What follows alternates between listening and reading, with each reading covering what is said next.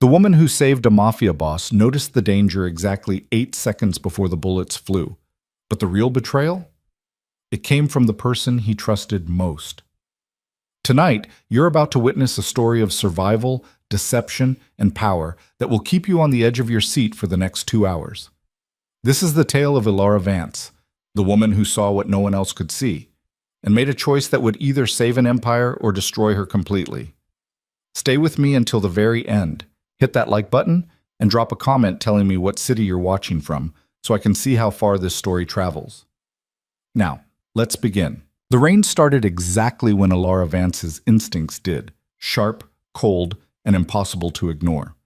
She stood outside Luminaire, one of those restaurants where the wealthy came to be seen and the powerful came to make deals that would never appear in any contract. The kind of place where a single table could cost more than most people made in a month, where the wine list read like a financial portfolio, and where the staff moved with the practiced invisibility of people who'd learned that seeing too much could be dangerous. Ilara pulled her coat tighter. Black cashmere. Elegant, but not flashy. That was the line she walked now, visible enough to belong at Adrian Volkov's side. Invisible enough not to draw the wrong kind of attention. 3 years ago, she'd been nobody. A woman with a forgettable job and a talent for noticing things other people missed. Now she was married to one of the most powerful men in the city, a man whose legitimate business empire concealed an organization that operated in shadows she'd only begun to understand. And tonight, every one of her carefully honed instincts was screaming. She'd walked past Luminaire a dozen times. She knew the doorman, Roberto, 50s, former boxer, always had a kind word. She knew the valets, young guys, efficient, the kind who remembered your car and your tip. She knew the hostess who usually worked Friday nights, a sharp-eyed woman named Claire who could seat a dining room like she was conducting an orchestra. None of them were here tonight. The doorman was younger, his posture too rigid. The valets kept glancing at each other, silent conversations happening in looks that lasted half a second too long. And through the glass doors, she could see a woman at the host stand she'd never seen before. Blonde, mid-30s, with the kind of smile that didn't reach her eyes. Ilara's phone buzzed. Adrian. Running 5 minutes late. Mother's car got held up in traffic. You okay going in first? She stared at the message. Marissa Volkov was never late. The woman treated punctuality like a religion, had once left a charity gala because the organizers started the program 3 minutes behind schedule. And Adrian knew that, which meant he was testing her, seeing if she'd caught the same wrongness he had. Or maybe she was paranoid. Maybe 3 years of living in Adrian's world had finally rewired her brain to see threats in every shadow, danger in every deviation from routine. I'll wait, she typed back. The rain picked up. Ilara stayed under the awning, watching the street, watching the restaurant's reflection in the dark windows of the building across the street. A black sedan pulled up, not Adrian's usual car. Wrong model, wrong plates. Marissa Volkov stepped out first and Ilara's breath caught. Marissa was afraid. It was subtle. The kind of thing you'd miss if you didn't know what to look for. But Ilara had spent years reading people. Back when reading people wrong could mean losing a job, losing an apartment, losing everything. And Marissa Volkov, a woman who'd stared down business rivals and buried 2 husbands without shedding a public tear, was terrified. Her hands trembled as she smoothed her dress. She glanced at the restaurant entrance like someone approaching a firing squad. And when Adrian emerged from the sedan behind her, tall and composed in his dark suit, Marissa couldn't meet his eyes.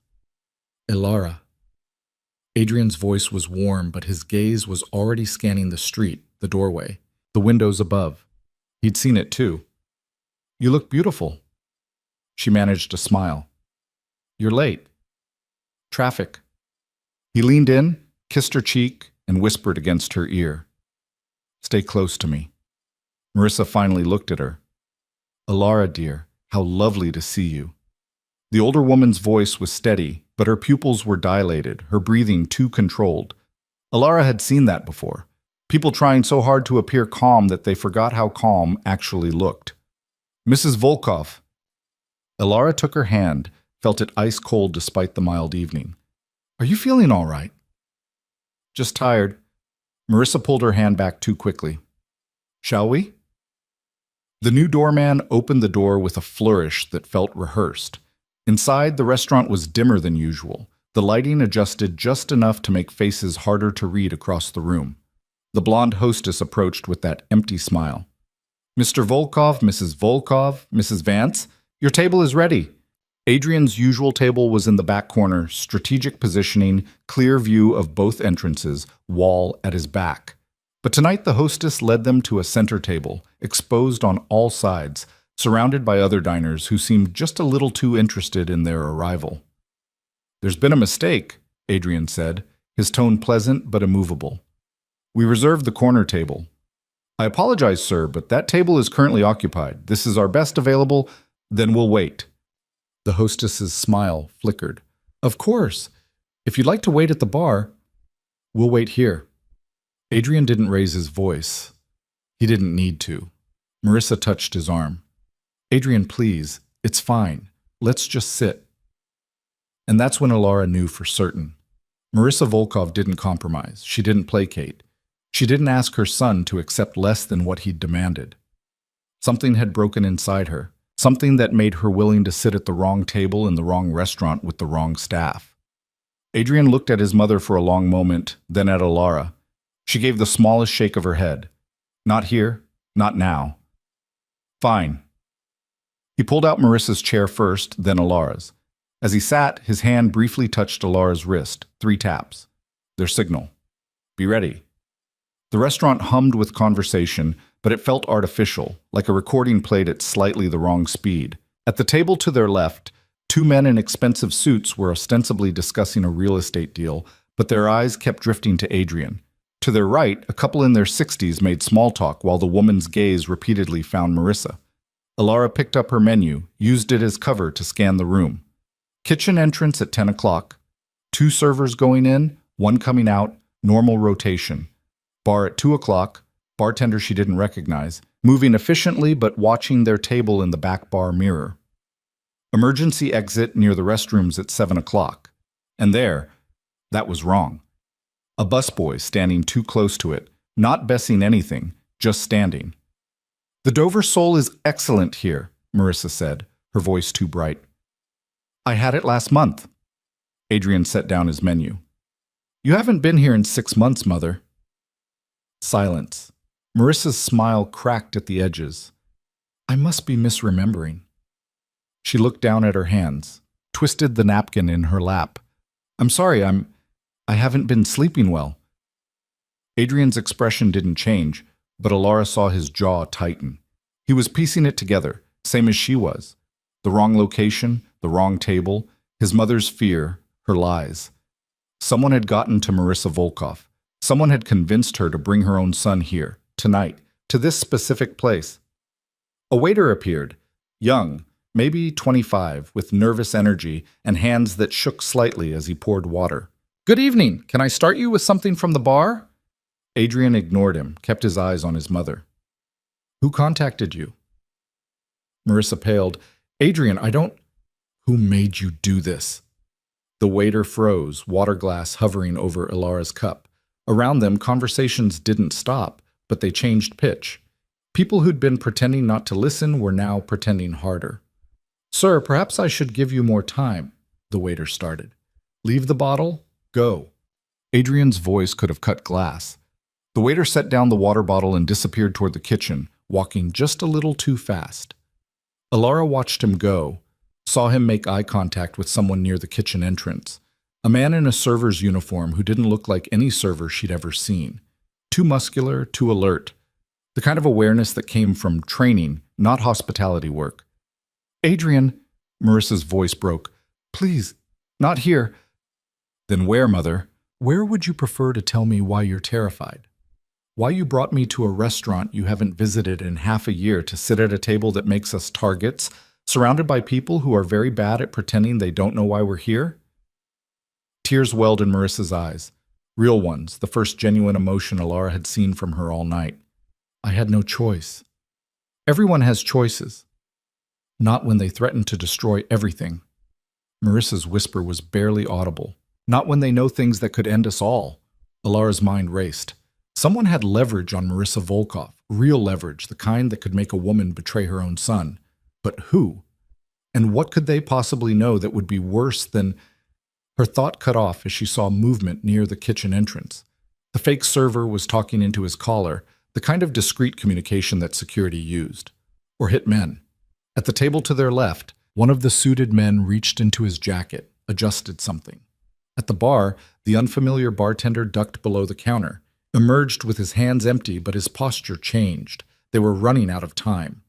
Alara reached for her clutch purse, felt the weight of the small canister inside, pepper spray that Adrian had insisted she carry, that she'd rolled her eyes at, because who gets attacked at a five-star restaurant? She pulled out her phone instead, opened it like she was checking a message, started typing.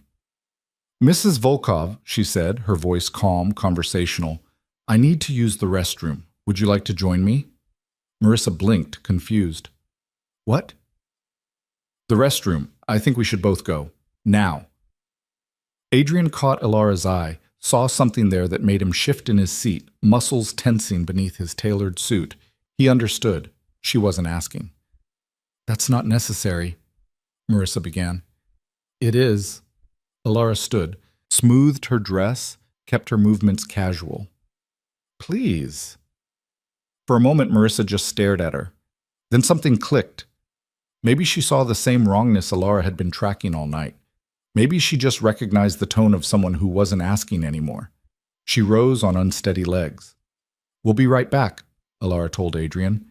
He nodded, but his hand had moved to his side where she knew he kept a weapon she'd never seen him draw, but had always known was there. "Don't be long." Alara linked her arm through Marissa's, guided her away from the table with the easy grace of two women heading to powder their noses. But her mind was cataloging every detail. The busboy near the emergency exit had disappeared. The couple at the adjacent table wasn't eating anymore, just sitting, waiting. And in the reflection of a decorative mirror, she saw the bartender pull something from under the counter that definitely wasn't a cocktail shaker. The restroom was at the end of a narrow hallway, past the emergency exit, past a door marked private that probably led to the kitchen or storage. Alara pushed through the restroom door, checked the stalls. Empty. She locked the main door behind them. "What are you doing?" Marissa demanded, her fear giving way to confusion. "Who threatened you?" "Alara, this is absurd. 3 men in that dining room are armed. The staff has been replaced. The table we're sitting at has clear sight lines from multiple positions. Someone set this up, and they used you to make sure Adrian would be here, would be in exactly the right position." Alara kept her voice low, urgent. "This is an assassination, so I'll ask again, who threatened you?" Marissa's face crumpled. The strong, imperious woman who'd intimidated Alara for 3 years collapsed into something smaller, older, breakable. "The Novak Syndicate." Alara's blood went cold. She knew that name. Everyone in Adrian's world knew it. The Novak Syndicate wasn't just another criminal organization. It was the organization, the one that made people like Adrian look like small-time operators. They controlled ports, politicians, entire supply chains, and if they wanted Adrian dead. "What do they have on you?" "Everything." Marissa's voice shook. "Documents, recordings, proof of things that would destroy Adrian's legitimate businesses, expose operations that would put him away for life. They said if I didn't cooperate, they'd release it all. His empire would collapse. He'd spend the rest of his life in prison, and they'd kill him there, slowly, just to make a point." "So you brought him here to die quickly instead?" "I brought him here because they promised if I did this, they'd leave him alone after. No exposure, no evidence released, just over, clean." Tears streamed down Marissa's face. "I thought it would be better than watching him lose everything first." Alara wanted to scream, wanted to shake this woman who'd chosen her son's murder over fighting back, but there wasn't time for anger. "When? What? When is it happening? What's the signal?" I don't know. They just said to bring him here at 8:30, to make sure he sat at the center table, to keep him there until—" Marissa's eyes widened. "They said I'd know when it was time to look away." 8:30. Alara checked her phone. 8:27. "We need to move. Now." She unlocked the restroom door, peered into the hallway. Empty, but that wouldn't last. She pulled out her phone, started typing a message to Adrian, then stopped. If someone was monitoring communications, If they had the kind of resources Marissa described, a text could trigger the attack early. She needed another way. Something that wouldn't alert the wrong people. Something only Adrian would understand. The emergency exit. 20 feet away. Alarmed but accessible. If she could get Adrian to move toward it, if she could create enough confusion. "Can you walk?" she asked Marissa. The older woman nodded, wiping her eyes, some of her old steel returning. "What are you going to do?" "Something stupid." Alara pulled the small notepad from her purse. She always carried one, a habit from her old life when remembering details meant survival. She scribbled 8 words, tore off the page, folded it. "Go back to the table. Give this to Adrian. Make it look casual, like you're passing him a note about someone in the restaurant you want to avoid. Can you do that?" Marissa took the note with trembling fingers. "What does it say?" "It says we're leaving, one way or another." They walked back toward the dining room, Alara's heart hammering against her ribs. The restaurant looked the same as when they'd left, but the air felt different, charged with the kind of tension that preceded violence. Adrian saw them coming, his expression unreadable. As they reached the table, Marissa's hand shook so badly she nearly dropped the note, but she managed to pass it to Adrian with a whispered, "I thought you should know." Adrian unfolded it beneath the table, read it in 3 seconds. His eyes found Alara's.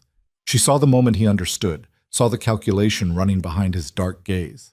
The note read, "Your mother is compromised. Exit south in 30 seconds. Adrian stood smoothly, buttoning his jacket with practiced ease. "I think we'll skip dinner tonight after all. Mother, you look unwell. Alara, let's get her home." It was perfect. Casual concern, nothing that would trigger alarm, but the fake waiter near the kitchen had gone rigid, was reaching for his collar again. At the bar, the bartender's hand disappeared beneath the counter. And in the corner of Alara's vision, she saw someone else stand, a man in an expensive suit, reaching into his jacket. They weren't going to make it 30 seconds. Adrian saw it too. His hand closed around Alara's wrist, firm but not painful. "Walk, don't run, straight to the south exit." They moved, fast but not fast enough to cause panic. Weaving between tables, Marissa between them, Adrian's body positioned to shield them both. 10 feet from the emergency exit, 8 feet, someone shouted, "Now!" Glass exploded somewhere behind them. Not gunfire, not yet, but something that made every civilian in the restaurant scream and duck. Adrian shoved Alara toward the exit, his other arm wrapping around his mother. "Go!" Alara hit the emergency door with her shoulder, felt the alarm shriek to life. The corridor beyond was concrete and steel, service passage that smelled like garbage and cooking oil. She ran, heard Adrian's footsteps behind her, heard Marissa's heeled shoes clicking against the floor. Then she heard the gunfire. It wasn't like the movies. No dramatic music, no slow motion, just sharp cracks that hurt her ears, sounds that echoed in the narrow space and made it impossible to tell where they were coming from. Bullets hit concrete, sparking, sending chips of wall into the air. Adrian fired back. When had he drawn his weapon? The muzzle flash lighting up the dark corridor in strobing bursts. "Stay down!" he yelled, returning fire at figures emerging from a doorway behind them. Alara pulled Marissa forward, around a corner, through a door that opened onto a loading dock. Rain hammered down, the storm that had threatened all evening finally breaking open. A black SUV screeched around the corner, and for one horrible second Alara thought it was another attack, but then she recognized the driver. Marcus, Adrian's head of security, his face grim. The SUV's door flew open. "Get in!" Alara practically threw Marissa into the back seat, dove in after her.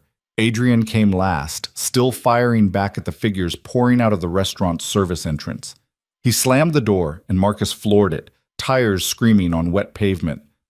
More gunfire. The SUV's rear window shattered, safety glass spraying inward. Marissa screamed. Alara pulled her down, covered her with her own body, felt the older woman shaking beneath her. Adrian was shouting into his phone, calling reinforcements, calling backup, calling the people who would make sure this didn't end here. The SUV swerved hard, throwing them against the door. Marcus took a corner at a speed that should have flipped them, but the vehicle held, the armor plating that Alara had once thought was paranoid excess, now the only thing between them and death. Behind them, Headlights gave chase, muzzle flashes visible in the rain. Adrian's voice was ice. "Who knew we'd be there?" Marissa was crying, gasping beyond words. Alara met Adrian's eyes in the rearview mirror. "Tell him.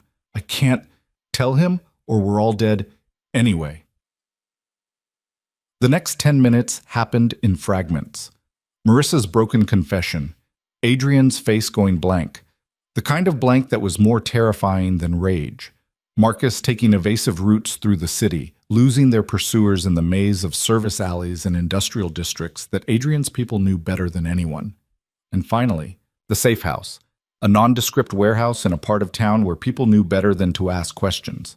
Inside, Adrian paced while Marissa sat huddled in a chair, her expensive dress torn, her makeup ruined by tears. Alara stood by the window, watching the street, making sure they hadn't been followed. Her hands were shaking now, the adrenaline wearing off, leaving her cold and sick. "They said they'd release everything," Marissa whispered. "Every file, every recording, they'd destroy you." "Adrian, destroy everything your father built, everything I built. I thought if you were gone quickly, it would at least be over. You wouldn't have to watch it all burn." Adrian stopped pacing. "So you decided to have me killed?" "I decided to save you from something worse. There is nothing worse than betrayal." His voice was quiet, which made it worse. Alara had heard him shout, had seen him angry. This was different. This was the sound of something breaking that couldn't be repaired. "Especially from you." Marissa flinched like he'd struck her. "Adrian, please, how long have they had this leverage?" 6 months. They approached me after the Fedorov deal, said they'd been building their case for years. They had documents I didn't even know existed, recordings from your father's time, from mine. She looked up at him with red-rimmed eyes. "I tried to handle it myself. I paid them, gave them concessions, did everything they asked. But it was never enough. They kept demanding more, kept pushing, until tonight they said it was time to end it. They wanted you, or they'd take everything." Marcus spoke from the doorway, his voice rough. "Boss, we've got confirmation. The Novak Syndicate put out word you're dead. They're celebrating. Word on the street is they recovered your body from the restaurant. You died in the initial shooting." Adrian turned to him. "What?" "They staged it. Brought in a body double, set up the scene. Far as anyone knows right now, Adrian Volkov is dead." The room went silent except for the rain hammering on the metal roof. Alara's mind raced, spinning through the implications. If the syndicate thought Adrian was dead, if they'd already committed to that story, they're going to release the evidence anyway, she said. Everyone looked at her. "Think about it. They tried to kill him because they wanted his operations, his territory. They're not going to just walk away. They'll release enough to discredit him posthumously, make sure his organization collapses, then move in and take over. The only way to stop that is if I'm actually dead." Adrian finished her thought, his expression unreadable. If there's no one to prosecute, no organization to seize, just a dead man and a grieving family. Marissa stood, unsteady. "You can't be serious. Mother, you brought me to my own execution. I think we're past the point of conventional solutions." He turned to Marcus. "Can it be done? Can we sell this?" Marcus considered. "The syndicate bought it, at least initially, but maintaining it? That's a different game. We'd need cooperation from the coroner, the police, the media. We'd need your death to be real enough that when they investigate, and they will investigate, it holds up." "What about the evidence they have?" Alara asked. "Even if Adrian's dead, they could still release it, destroy his reputation, hurt the legitimate businesses." Adrian smiled, and it was the coldest thing Alara had ever seen. "Not if we destroy them first." The plan came together over the next hour. It was insane, audacious, the kind of thing that would either save everything or end in complete disaster. Adrian would stay dead. Marissa would grieve publicly, would sell the story with all the considerable acting skills that had made her a force in high society. And while the syndicate celebrated their victory, Adrian and Alara would work from the shadows to dismantle them piece by piece. "They think they won," Adrian said, staring at a map of the city spread across the table, marking syndicate holdings and operations. "That's when people get careless. That's when they make mistakes."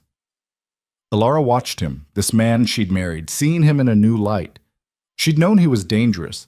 You didn't build an empire like his by being soft. But this was different. This was personal. This was what happened when you threatened the things Adrian Volkov valued most. "We'll need to be careful," she said. "One wrong move and we're already dead, remember?"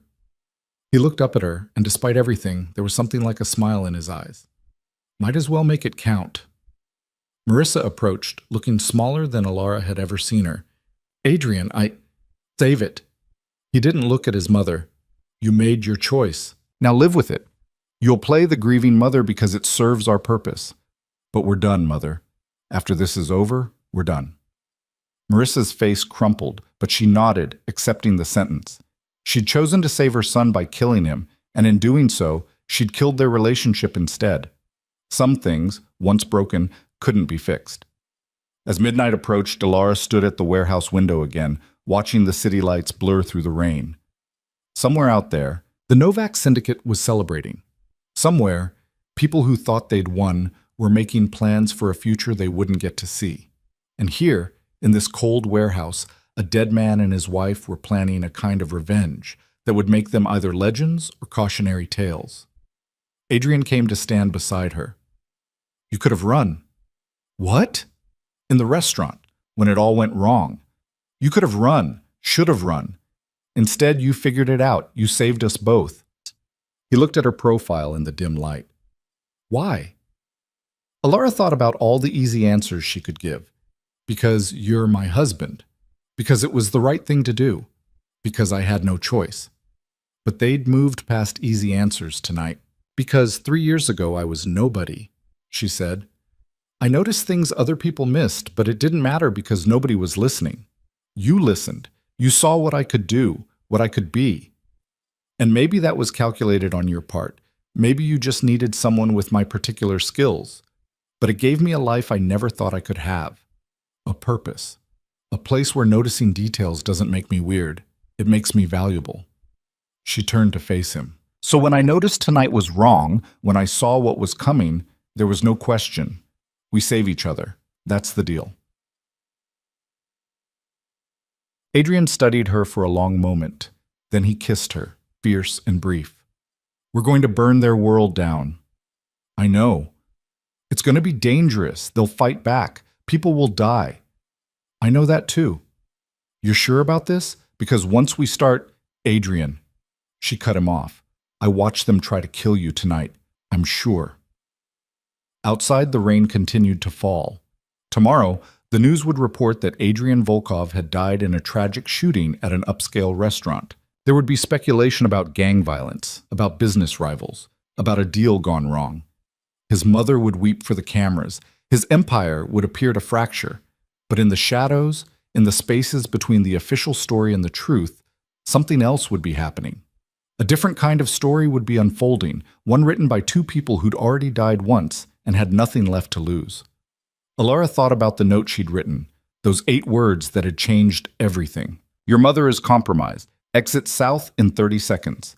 8 words to save a life." How many words would it take to end the syndicate? How many careful moves? How many calculated strikes? She didn't know yet, but she was going to find out. In the corner, Marissa sat alone, staring at her hands, the same hands that had trembled when she'd brought her son to his execution. The same hands that would now have to sell the lie that he was really gone. Alara almost felt sorry for her. Almost. Marcus approached Adrian with a phone.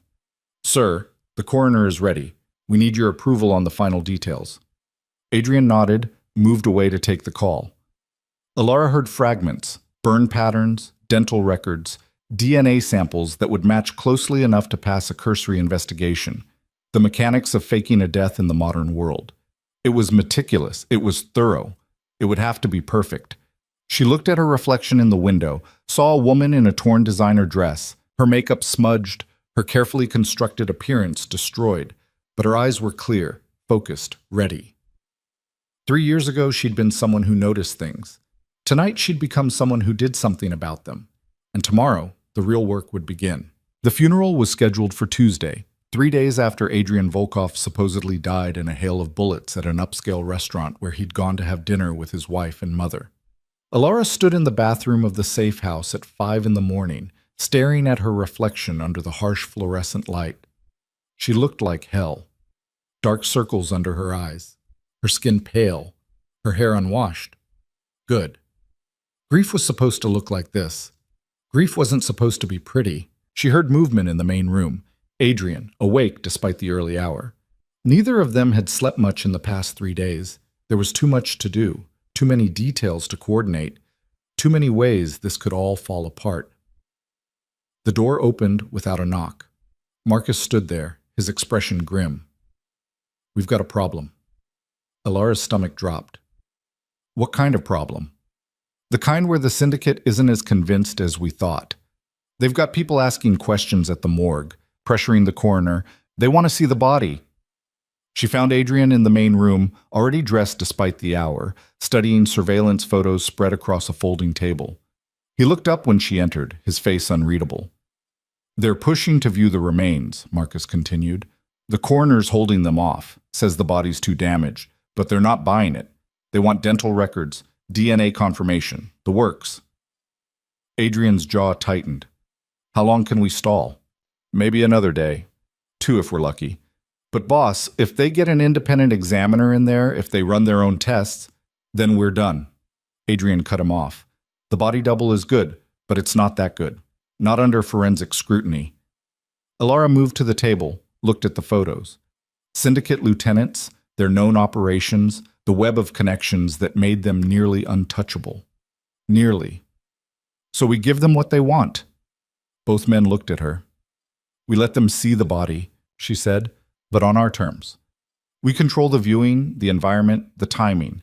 We make it convincing enough that they stop asking questions." Adrian shook his head. "Too risky. One mistake and we're exactly where we'd be if they keep pushing anyway," Alara interrupted. "At least this way we control the narrative." Marcus crossed his arms. "What are you thinking?" "I'm thinking we use Marissa. She's the grieving mother. She has every right to view her son's body one last time before cremation. The syndicate knows she was cooperating with them, knows she helped set up the hit. If she confirms it's Adrian, if she breaks down in front of them, sells it completely, they'll believe it." "You want to put my mother in a room with the people who forced her to betray me?" Adrian's voice was flat, dangerous. "I want to use the only card we have that they can't question." Alara met his eyes. "She did this? She brought you to that restaurant knowing what would happen. Now she gets to finish the job." The silence stretched. Adrian turned away, stared at the wall, his shoulders rigid. When he finally spoke, his voice was controlled. "Call her." Marissa arrived an hour later, driven by one of Marcus's men, still looking like she hadn't slept since the night at the restaurant. She'd aged a decade in 3 days. When she saw Adrian, something crumpled in her face, but she didn't cry. Maybe she'd run out of tears. Maybe she just knew she'd lost the right to them. "You want me to do what?" Her voice shook when Marcus explained the plan. "Convince them," Adrian said without looking at her. "The same way you convinced me to go to that restaurant. You're good at lying, Mother. Prove it." Marissa flinched. "Adrian, please. Do you want this to work or not?" He finally turned to face her, and Alara saw something in his expression that made her chest tight. Not anger, something colder.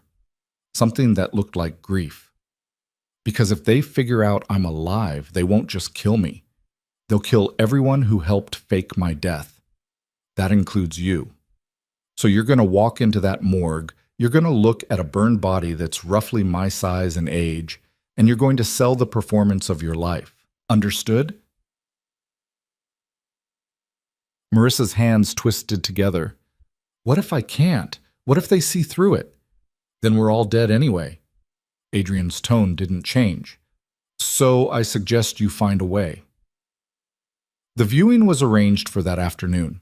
The syndicate sent 2 representatives, a man named Viktor Petrov, one of their senior enforcers, and a woman called Sonia Chen, who handled their intelligence operations.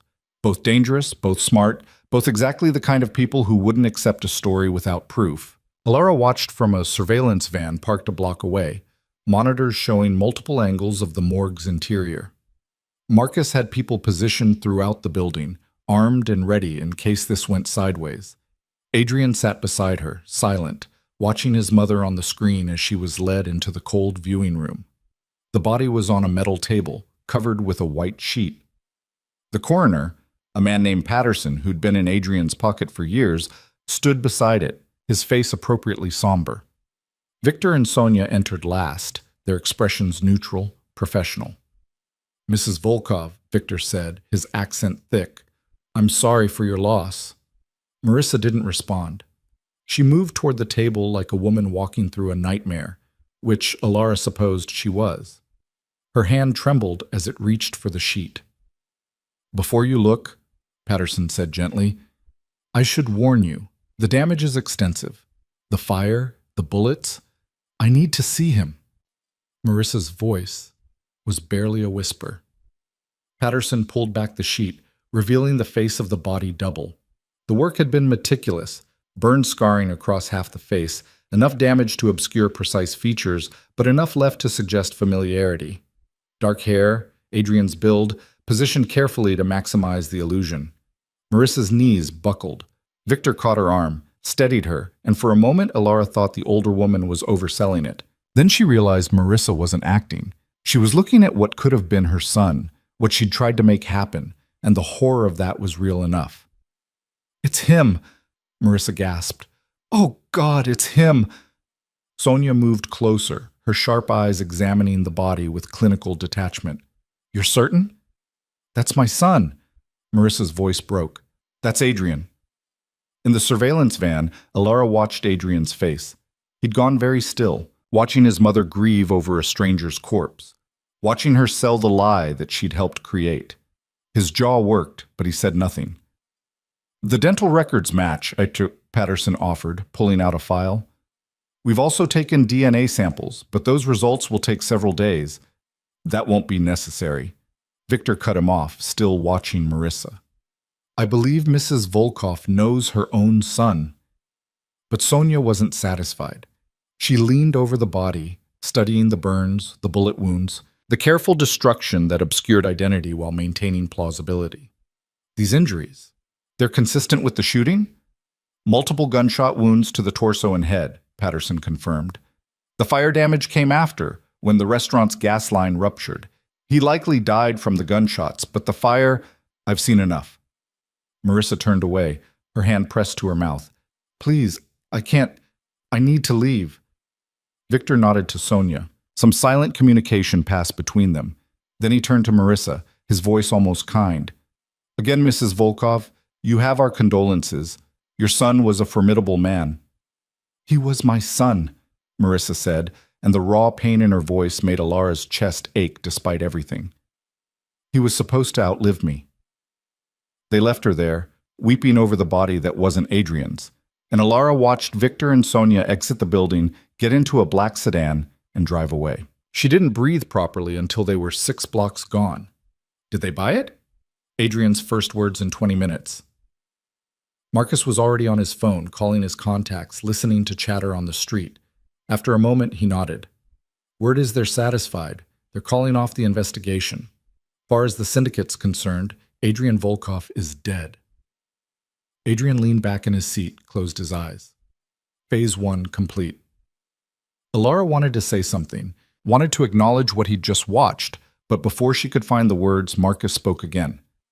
"Boss, we've got movement on their operations already. They're consolidating your territory, moving in on your holdings. 3 of your warehouses hit in the last 2 hours. Your people scattered or turned. They're not wasting time. Neither will we." Adrian's eyes opened, and the grief, if that's what it had been, was gone, replaced by the cold calculation that Alara knew meant someone was about to have a very bad day. "Get me the location of their cash reserves.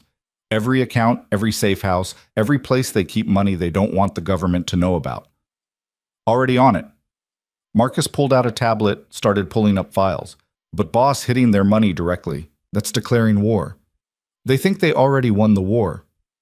Adrian smiled, and it was the kind of smile that would have made Alara nervous if she didn't know whose side she was on. "Let's show them what a dead man can do." The next week became a blur of surveillance, planning, and surgical strikes that the syndicate never saw coming. Alara found herself in a world she'd only glimpsed before. The machinery of Adrian's organization working at full capacity, but from the shadows, guided by a man who officially didn't exist. They started small. A cash shipment intercepted, made to look like a random robbery. A warehouse fire that destroyed product worth millions, blamed on faulty wiring. An accountant who suddenly developed a conscience and turned over financial records to federal investigators before disappearing into witness protection. Each hit was careful, calculated, designed to hurt without revealing the pattern. But Alara could see it forming, could see the shape of what Adrian was building, a systematic dismantling of everything the syndicate had taken for granted. She worked alongside him, her talent for noticing details becoming crucial in ways she'd never imagined. She spotted the discrepancies in shipping manifests that revealed hidden routes. She caught the patterns in personnel movements that indicated which operations were most vulnerable. She became the eyes that saw what everyone else missed, and Adrian listened. "Here," she said one night, pointing to surveillance footage from one of the syndicate's front companies. "This guy. He shows up every Thursday at exactly the same time, stays for 30 minutes, leaves with a briefcase." Adrian leaned closer, studied the screen. "Courier? Maybe. But look at his body language. He's nervous. And he never varies the routine, which means whatever he's doing is important enough that he can't risk changing the pattern. So we follow him." Adrian made a note. "See where he goes, what he's carrying." Or, Alara said slowly, an idea forming, "we replace him."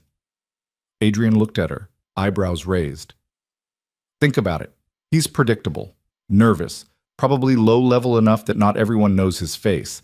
We grab him, send in someone who looks similar, and we don't just learn what he's carrying, we control it."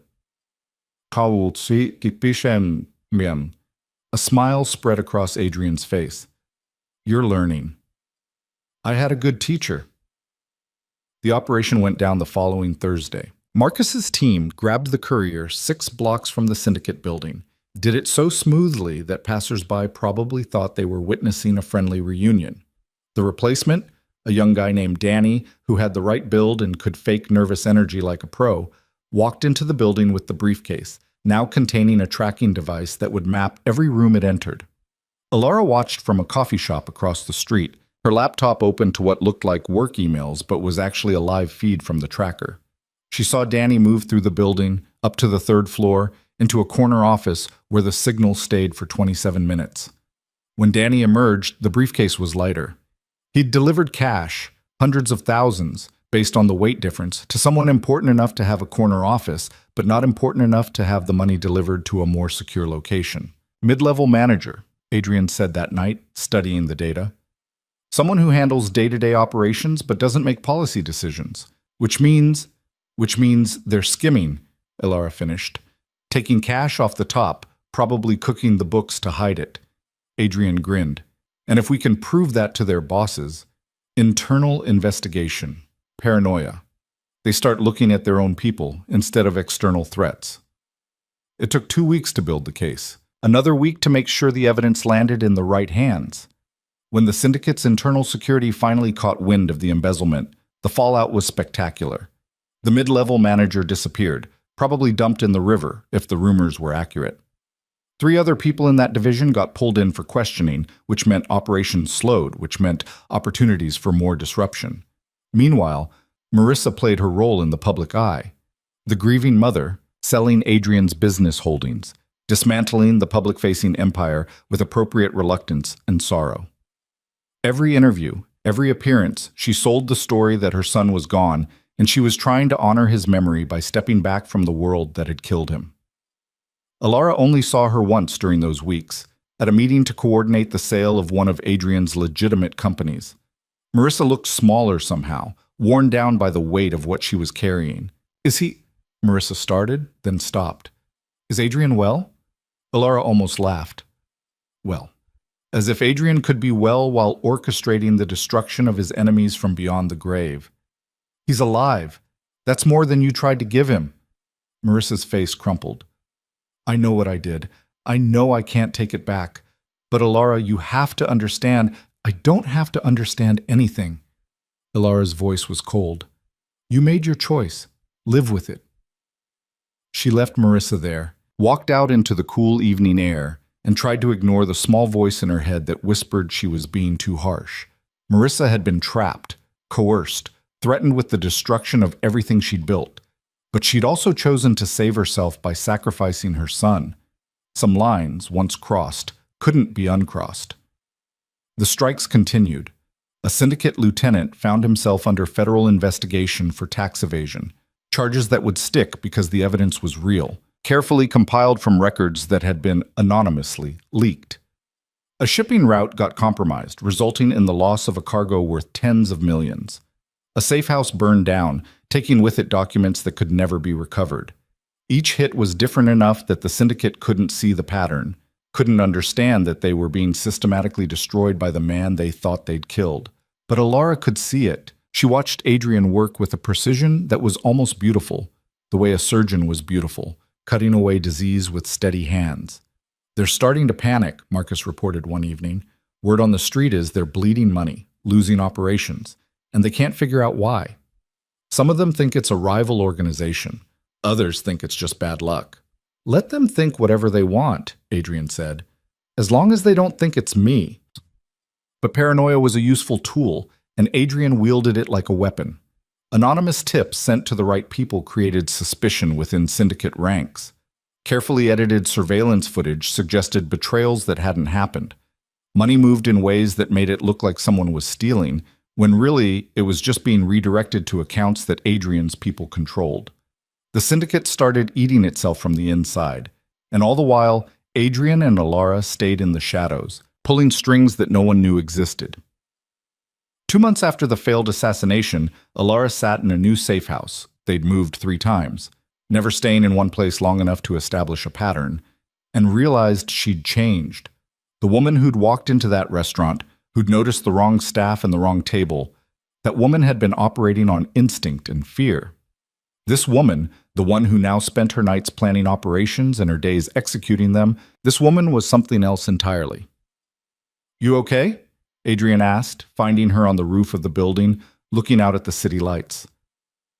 I killed a man today. The words came out flat, emotionless. Adrian went still beside her. What? Not directly, but I identified him as the weak link in their security network.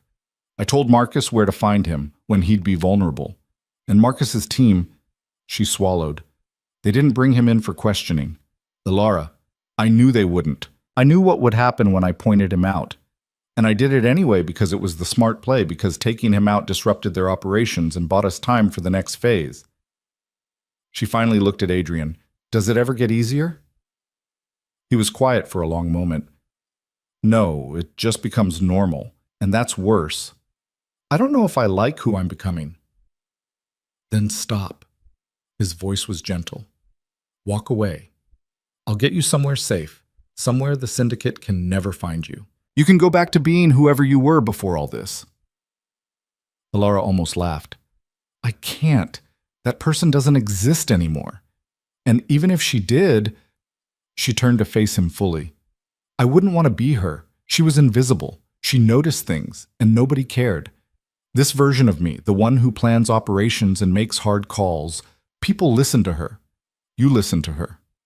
I always listened. No. Before you listened because I was useful. Now you listen because I'm... She struggled to find the word. Because I'm your partner in this. Not just your wife, your equal. Adrian reached for her hand, held it carefully. You were always my equal. You just didn't know it yet. They stood there on the roof, 2 people who were supposed to be mourning, who were instead plotting revenge with a patience that the syndicate couldn't match. Below them, the city hummed with life. People going to dinner, going home, living normal lives that didn't include safe houses and false identities and the weight of decisions that ended in blood. 3 more months, Adrian said. That's my timeline. 3 more months of surgical strikes, of bleeding them dry, of making them weak. Then we go for the throat. What happens when it's over? He squeezed her hand. We disappear. New names, new lives. Somewhere they can never find us. And Marissa? His face hardened. She made her choices. She'll have to live with them.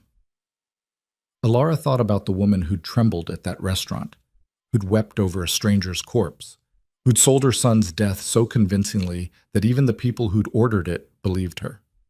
Marissa Volkov would spend the rest of her life carrying that weight, playing the grieving mother while knowing her son was alive and wanted nothing to do with her. Some prisons didn't have walls. The next morning brought news that changed everything. Marcus burst into the safe house, his face grim. "We've got a problem, big one." Adrian looked up from the files he'd been studying. "Talk." "Sonia Chen, the syndicate's intelligence chief. She's been digging into your death, running her own investigation separate from the official one, and she's found something." Alar's blood went cold. "What did she find?" "Not sure yet, but she's called a meeting with the syndicate's leadership for tomorrow night. Whatever she's got, it's enough that she thinks she can convince them Adrian's still alive." The room went silent. This was the scenario they'd planned for, the contingency they'd hoped they'd never need. But planning for something and facing it were two different things. "Can we stop the meeting?" Alara asked. Marcus shook his head. "Not without tipping our hand. The minute we move against Sonia directly, we confirm her suspicions." Adrian stood, paced to the window, his mind clearly racing. "What's her evidence?" "That's the problem. We don't know. Could be something small, a discrepancy in the coroner's report, a witness who saw something they shouldn't have. Or it could be something big. Financial movements that trace back to us, surveillance footage, phone records. Until we know what she has, we can't plan a defense." Adrian turned back to them. "So we don't defend. We attack." "Boss, think about it. She's calling a meeting because she's not certain. If she had definitive proof, she'd just release it. But she needs to convince the leadership, which means her evidence is circumstantial. Strong enough to raise questions, not strong enough to answer them." Adrian's eyes had that cold light again, the one that meant he was 3 steps ahead of everyone else. "So we give her proof. The wrong proof." Alara understood immediately.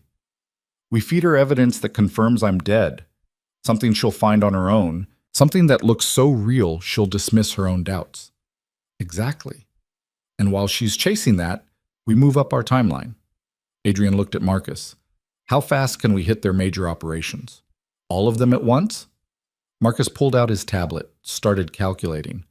"Coordinating that many simultaneous strikes, we'd need at least a week, maybe 2.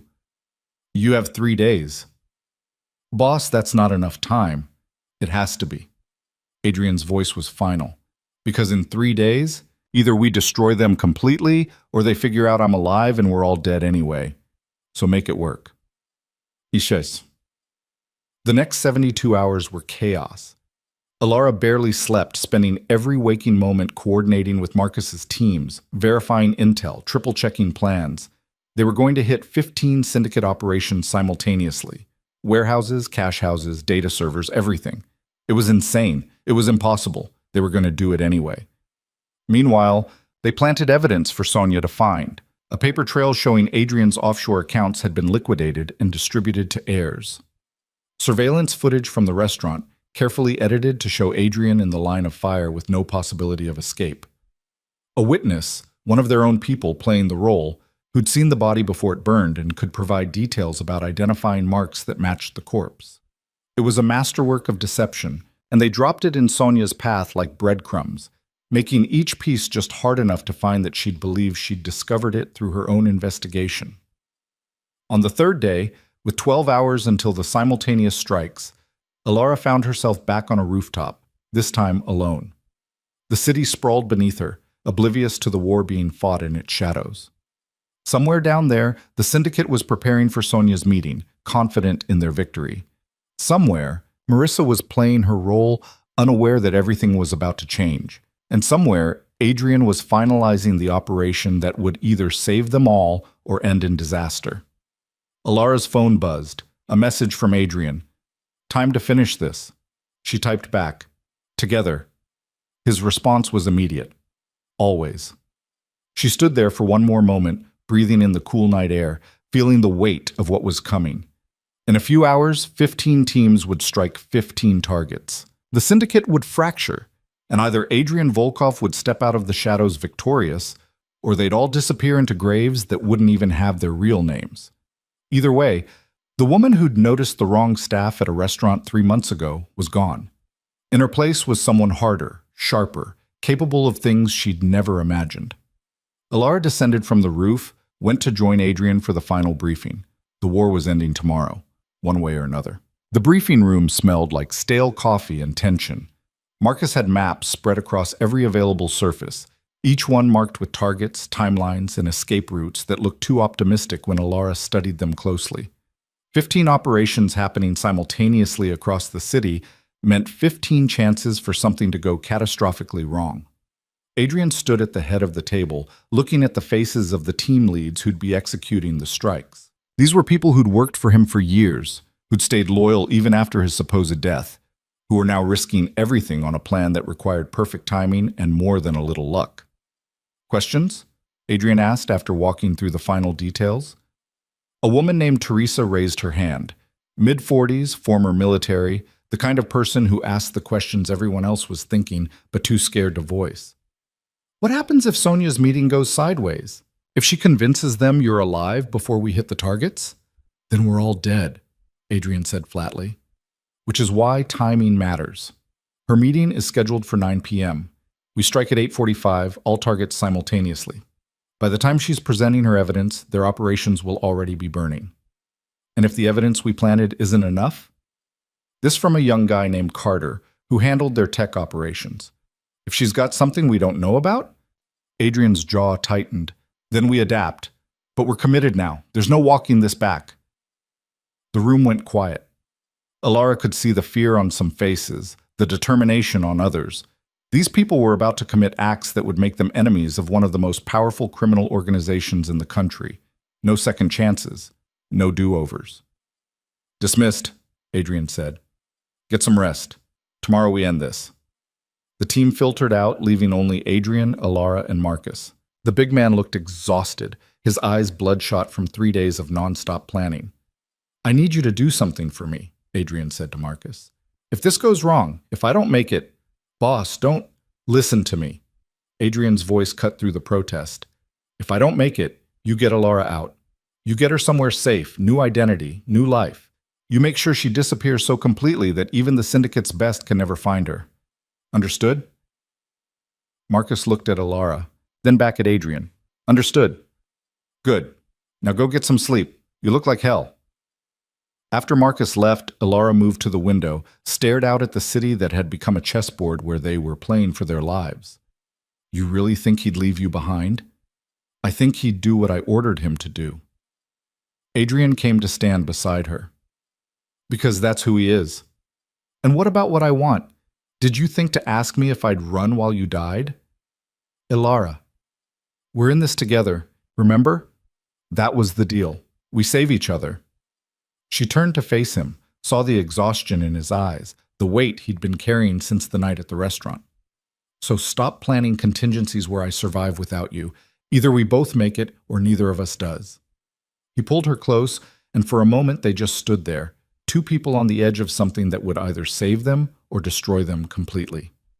When this is over, he said quietly, I'm taking you somewhere warm, somewhere with beaches and umbrella drinks and absolutely no criminal enterprises. Liar, you'd be bored in a week. Maybe, but I'd rather be bored and alive than interesting and dead. Alara almost laughed, but the sound caught in her throat. Tomorrow night, everything they'd built over the past 3 months would either succeed spectacularly or fail catastrophically. There was no middle ground. The next day crawled by with agonizing slowness. Alara tried to eat breakfast but couldn't stomach more than toast and coffee. She checked and rechecked the communication protocols, the timing sequences, the backup plans for the backup plans. Everything had to be perfect, which meant everything was probably going to go wrong in ways they hadn't anticipated. At noon, Marcus received confirmation that Sonia Chen's meeting was still scheduled for 9 p.m. at the syndicate's downtown headquarters. At 1 p.m., they got word that she'd been spotted entering a data security facility, probably securing her evidence in a location where no one could tamper with it before the meeting. She's confident, Adrian observed, watching surveillance footage of Sonia leaving the facility. That's good. Confident people make mistakes. Or confident people are right, Alara countered. What if she really does have something we missed? Then we'll know in about 8 hours. At 3 p.m., Teresa called in. Her team was in position near one of the syndicate's major warehouses, waiting for the go signal. At 4, Carter confirmed that his people had access to the syndicate's server network and were ready to wipe their financial records the moment Adrian gave the word. At 5, 6, 7, the other teams checked in one by one. Everyone ready. Everyone waiting. Ilara's hand shook as she pulled on the body armor that Marcus insisted she wear. It felt heavy, restrictive, a physical reminder that tonight could end in gunfire. Adrian was suiting up beside her, his movements practiced and efficient. "You don't have to come," he said without looking at her. "You could stay here, coordinate from safety. We've had this conversation." Ilara's voice was steady despite the fear coiling in her stomach. "I'm coming." "Ilara, if something happens to you, then you'll have bigger problems than my safety." She finished strapping the armor, checked the handgun that Marcus had taught her to use over the past month. She wasn't great with it, but she could hit a target at close range. Hopefully that would be enough. "Besides, you need me. I see things you miss, remember?" Adrian finally looked at her, something vulnerable in his expression. "I can't lose you." "Then don't." She crossed to him, kissed him hard. "We finished this together." At 8 p.m., they moved to the command center, a converted office space 3 blocks from the syndicate's headquarters, where they could monitor all 15 operations simultaneously. Screens covered every wall, showing feed from body cameras, security cameras they'd hacked, satellite imagery of the target locations. Marcus was already there, looking slightly more human after a few hours of sleep. "All teams report ready," he said. "Waiting on your go." Adrian checked his watch. 8:32. 13 minutes until they struck. Somewhere across the city, Sonia Chen was probably heading to the syndicate headquarters, confident she was about to expose the truth. She had no idea that in 13 minutes, everything she knew about the syndicate's operations was going to burn. "Sir, we have a problem." Carter's voice crackled over the comms, urgent. Sonia moved up her meeting. "It's happening now. They're gathering right now." Ilara's stomach dropped. "How is that possible?" "We had confirmation it was 9 p.m. She lied about the time," Carter said. "Made everyone think it was later, so we wouldn't—" He stopped. "Boss, she knows. She knows we're planning something." The command center erupted into controlled chaos, team leads calling in, asking for orders, everyone talking at once. But Adrian had gone very still, his mind clearly racing through the implications. "She doesn't know everything," he said finally, his voice cutting through the noise. "If she knew everything, she wouldn't need a meeting. She'd just release the evidence and let us burn. But she's playing it safe, gathering the leadership first. Which means she suspects but can't prove it." "So what do we do?" Marcus asked. Adrian looked at the clock. 8:35. "We move now. All teams, execute immediately. I don't care if you're not in optimal position. I don't care if the timing's wrong. We hit them now before that meeting concludes." The next 5 minutes were chaos. On the screens, Ilara watched 15 teams spring into action across the city. Warehouse doors blown open, security systems fried, armed men pouring into locations that had thought themselves untouchable. It was brutal, efficient, and completely lacking the coordination they'd planned for, which meant mistakes started happening immediately. Team 3 hit their warehouse and found it empty.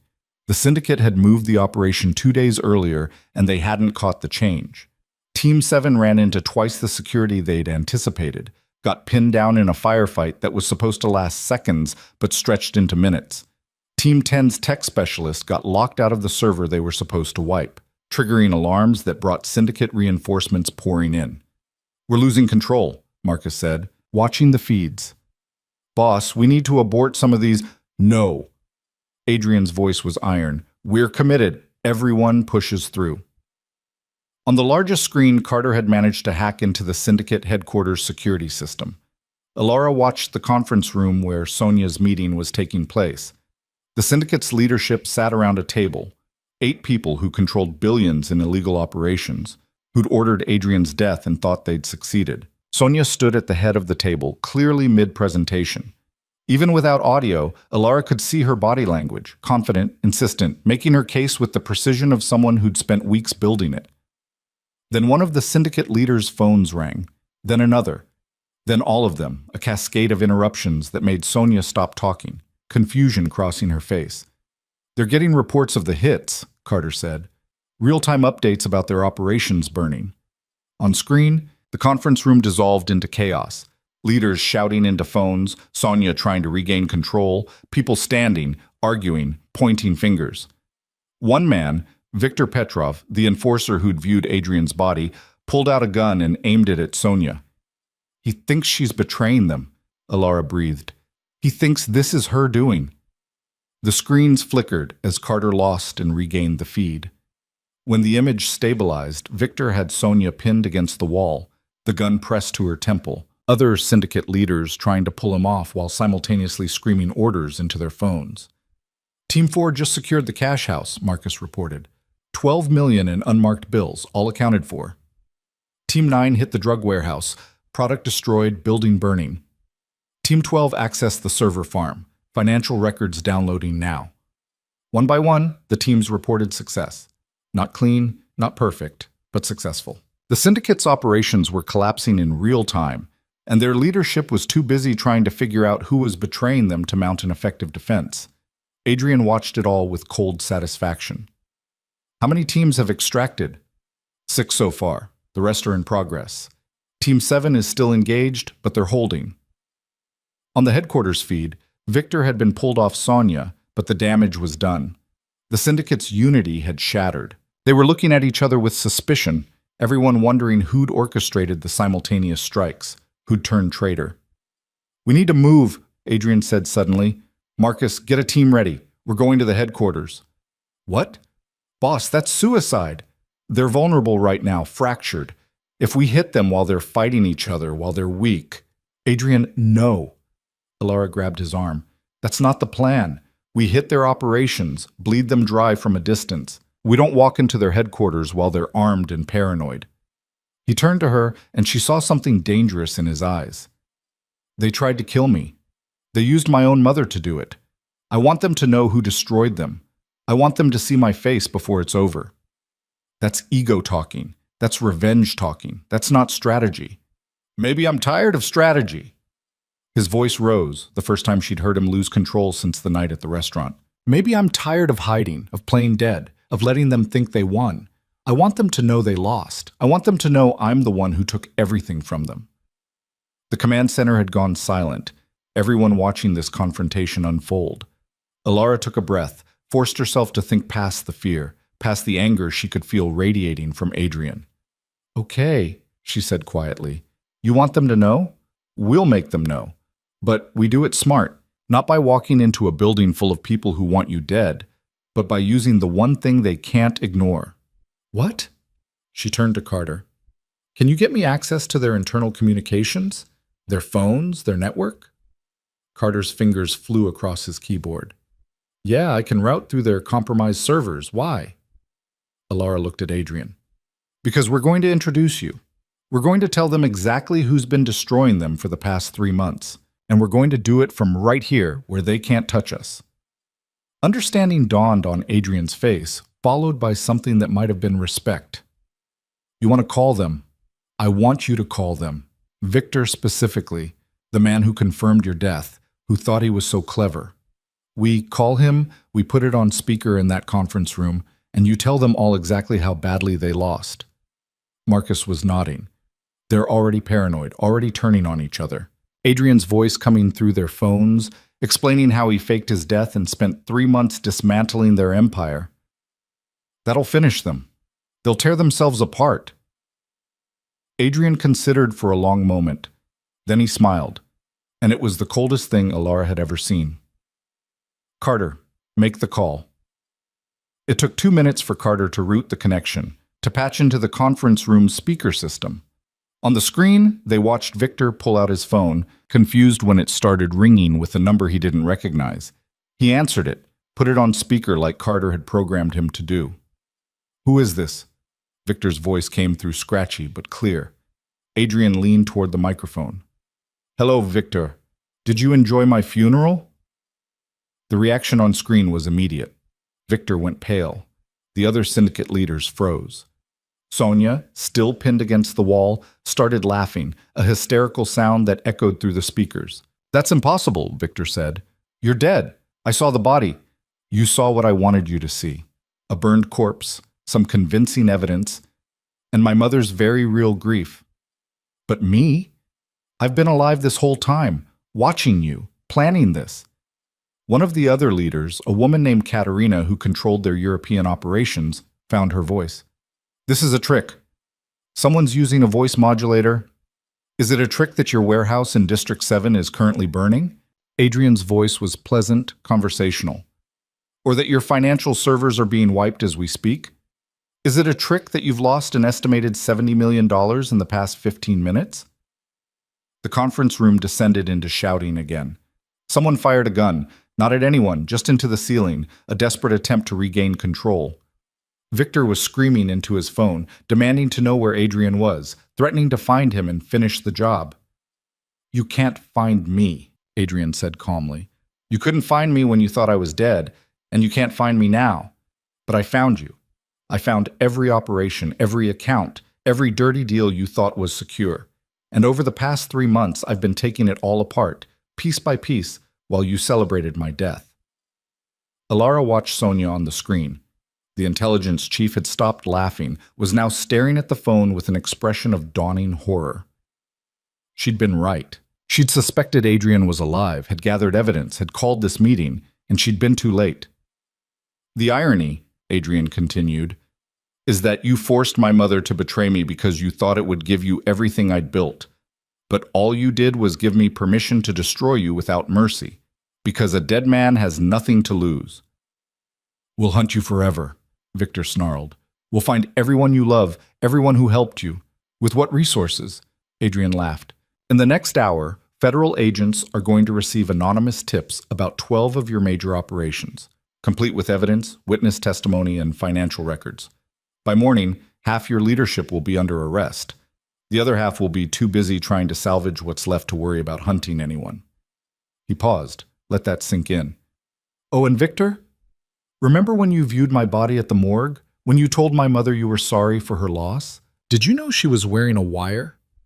I have a recording of you admitting to being at the scene of my supposed assassination. The FBI is going to find that very interesting." Victor's face went from pale to purple. He raised his gun, aimed it at the phone like he could shoot Adrian through the connection. But before he could do anything stupid, Katerina snatched the weapon from his hand. "Enough," she said, her voice tight. "Adrian Volkov, what do you want? Money? Territory? Tell us what it costs to make this stop." "You can't afford it," Adrian said, because what I want is your complete destruction. And as of tonight, I have it." He nodded to Carter, who cut the connection. On the screens, they watched the syndicate's leadership dissolve into chaos. Victor lunged at Sonia, probably blaming her for not stopping this sooner. Katerina was shouting orders into her phone, trying to verify the damage. Others were just staring at the dead phone, processing the reality that the man they'd killed was alive and had just orchestrated their downfall. "Teams report status," Marcus said into the comms. The responses came in one by one. Team 7 had finally extracted, 3 wounded but alive. Team 12 had downloaded 70% of the financial records before they had to cut and run. Team 3 had pivoted to a secondary target and secured it. Not perfect, but good enough. "All teams return to secondary safe houses," Marcus ordered. "Standard dispersal protocol. We'll rendezvous in 48 hours. As the teams signed off, Alara felt the adrenaline start to fade, replaced by bone-deep exhaustion. They'd done it. 15 simultaneous strikes, all while the syndicate's leadership watched their empire burn in real time. It was brutal, messy, and nothing like the clean operation they'd planned. But it had worked. "The anonymous tips," she said to Adrian. "You really have evidence ready to send to the FBI? Carter's sending it now. Financial crimes, racketeering, conspiracy to commit murder, enough to keep federal prosecutors busy for years." Adrian leaned back in his chair, looking more relaxed than she'd seen him in months. By tomorrow, the Novak Syndicate will be too busy fighting legal battles to worry about revenge. "Some of them will get away," Marcus warned. "People like Katerina, who have enough resources to disappear. They'll regroup, rebuild. Let them try." Adrian's voice was hard. "They'll be starting from nothing, with every law enforcement agency in the country watching them. And if they come after me, they'll find out what happens when you give a dead man time to prepare." On the headquarters feed, the conference room was empty now except for Sonia, who sat alone at the table, her head in her hands. She'd been right about Adrian being alive, but her evidence had been too late, her timing off. She tried to save the syndicate and instead had been present for its destruction. "What about her?" Alara asked. Adrian studied the screen. "She's smart. She'll survive. Probably cut a deal with the FBI, testify against her former employers in exchange for immunity. The syndicate will hate her for it, but she'll be alive." "And your mother?" The question hung in the air. Adrian's expression didn't change, but Alara saw his jaw tighten. "What about her?" "She played her part, sold your death, helped us maintain the illusion. Are you going to—" Alara struggled to find the right words. "Are you going to see her? Tell her it's over?" "Why would I do that?" "Because she's your mother. Because despite everything, she thought she was protecting you in the only way she could. Because she tried to have me killed?" Adrian's voice was cold. "Because she made a deal with the people who wanted to destroy me?" "I don't care what her reasoning was, Alara. She made her choice. And you're making yours." They stared at each other for a long moment. Then Adrian stood, started removing his body armor with sharp, angry movements. "We're done here. Marcus, make sure the cleanup protocols are followed. Alara and I are going to ground until this settles." "Where?" Marcus asked. "The Coast House, the one nobody knows about." Adrian looked at Alara. "Pack what you need. We leave in an hour." The Coast House turned out to be a small, weathered building perched on a cliff overlooking the ocean, 3 hours north of the city. It was the kind of place that looked like it might blow away in a strong wind, but inside it was comfortable, even cozy. Adrian said he'd bought it years ago under a different name, a bolt hole that not even his closest associates knew existed. They arrived just after midnight, exhausted and wired from the night's events. Alara stood on the deck, listening to the waves crash against the rocks below, trying to process everything that had happened. In the space of 12 hours, they destroyed one of the most powerful criminal organizations in the country, exposed their leadership to federal prosecution, and walked away without a scratch. It felt surreal. "You should sleep," Adrian said, joining her on the deck. He'd changed into civilian clothes, looked almost normal in jeans and a sweater. "Can't. Every time I close my eyes, I see those screens, all those operations happening at once. What if we miss something? What if there's a team still in trouble, or Marcus would have called? All teams are secure. We won." "Did we?" Alara turned to face him. "The syndicate's broken, sure, but broken things can be rebuilt. And you've got a target on your back now that everyone knows you're alive. Let them try." He pulled her close, and she could feel the tension in his body despite his confident words. "Right now, we're untouchable. We've got evidence on anyone who might come after us, enough leverage to keep us safe for years. And if that's not enough, we disappear," Alara finished. "New names, new lives. You said—" "Would that be so bad? Starting over somewhere no one knows who we are or what we've done?" She thought about it. A quiet life, away from the violence and the constant threat of betrayal. It sounded nice.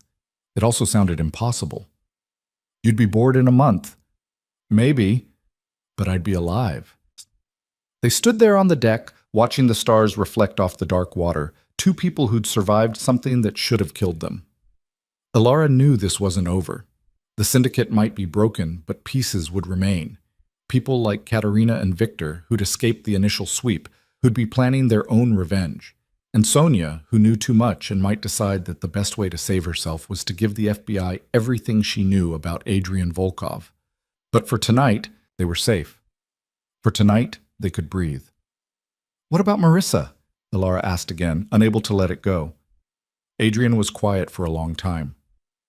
"What do you want me to say? That I forgive her? That I understand why she did it?"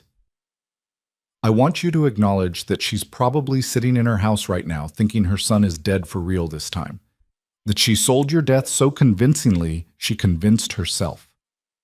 Then she can live with that. The same way I have to live with knowing my own mother chose to save herself instead of fighting for me. She thought they'd kill you anyway. Thought at least this way it would be quick. You're defending her now? I'm saying that people make terrible choices when they're scared. That doesn't make those choices right, but it makes them human. Elara paused. You don't have to forgive her, but you could at least tell her you're alive. Let her have that much. Adrian pulled away, leaned against the deck railing, his back to her. For a minute, she thought he wasn't going to respond. Then he said very quietly, if I tell her I'm alive, she'll want to see me. And if I see her, I'll have to decide whether to forgive her or cut her out of my life forever. I'm not ready to make that choice. So you leave her in limbo instead? Let her grieve a son who isn't dead? For now, yes. He turned back to her, and in the moonlight she could see the pain he was trying to hide. Maybe that makes me cruel. Maybe it makes me weak.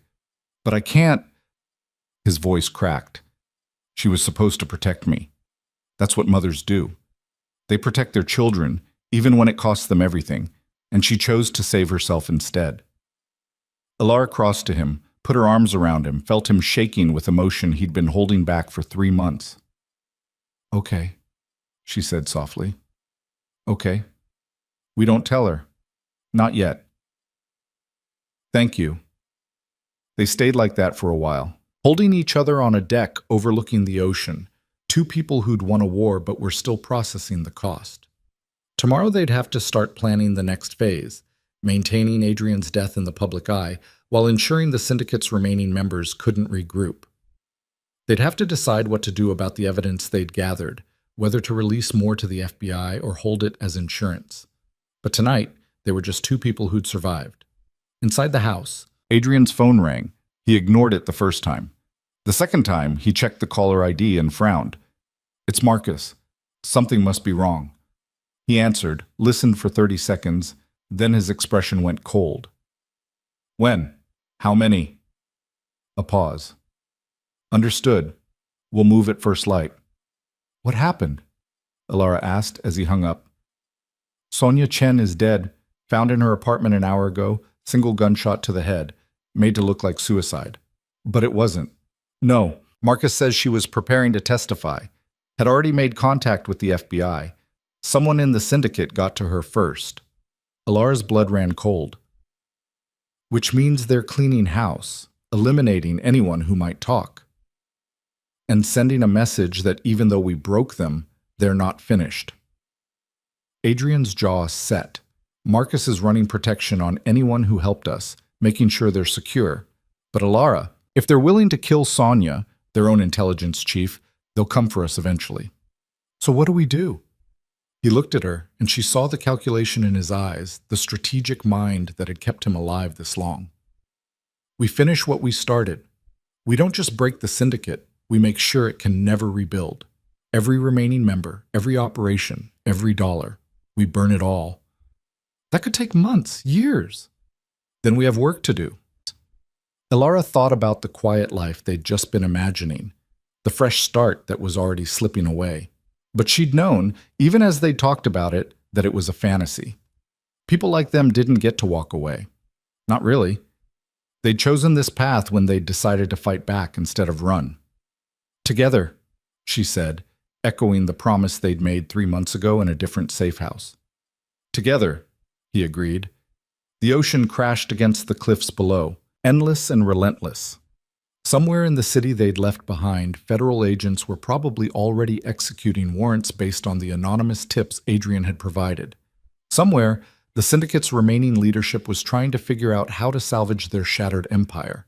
And somewhere, Marissa Volkov was living with the weight of what she'd done, believing her son was dead because she'd helped kill him. The war wasn't over. It had just entered a new phase, and Elara was ready for it. Dawn broke gray and cold over the ocean, the kind of morning that felt like the world was holding its breath. Elara hadn't slept. She'd spent the night on the deck, wrapped in a blanket, watching the horizon and thinking about Sonia Chen's body cooling in a city morgue 3 hours south. Adrian found her there, 2 cups of coffee in his hands. He looked like he hadn't slept either, his eyes red-rimmed but alert. Marcus called again. The FBI executed simultaneous raids on 8 syndicate locations at 4 a.m. They're calling it the biggest organized crime bust in a decade. How many arrests? 43 so far, including Katerina Volkov. He handed her a cup, sat beside her. She was trying to board a private jet to Moscow when they grabbed her. Alara wrapped her hands around the warm ceramic, let the steam rise against her face. What about Victor? In the wind, Marcus thinks he went underground the moment he realized what was happening. Could be anywhere by now. So he's still out there, still dangerous. Yes. Adrian stared at the ocean, his jaw tight. Which is why we can't stay here long. This place is secure, but nowhere's secure forever. Victor's smart enough to know I'd have backup locations, patient enough to wait for us to surface. Then we don't surface. Alara turned to look at him. We stay dead. You stay dead. We rebuild from the shadows like we've been doing. For how long? A year? 5? The rest of our lives? He shook his head. I'm tired of hiding, Alara. I want my life back. Your life was running a criminal empire. That empire doesn't exist anymore.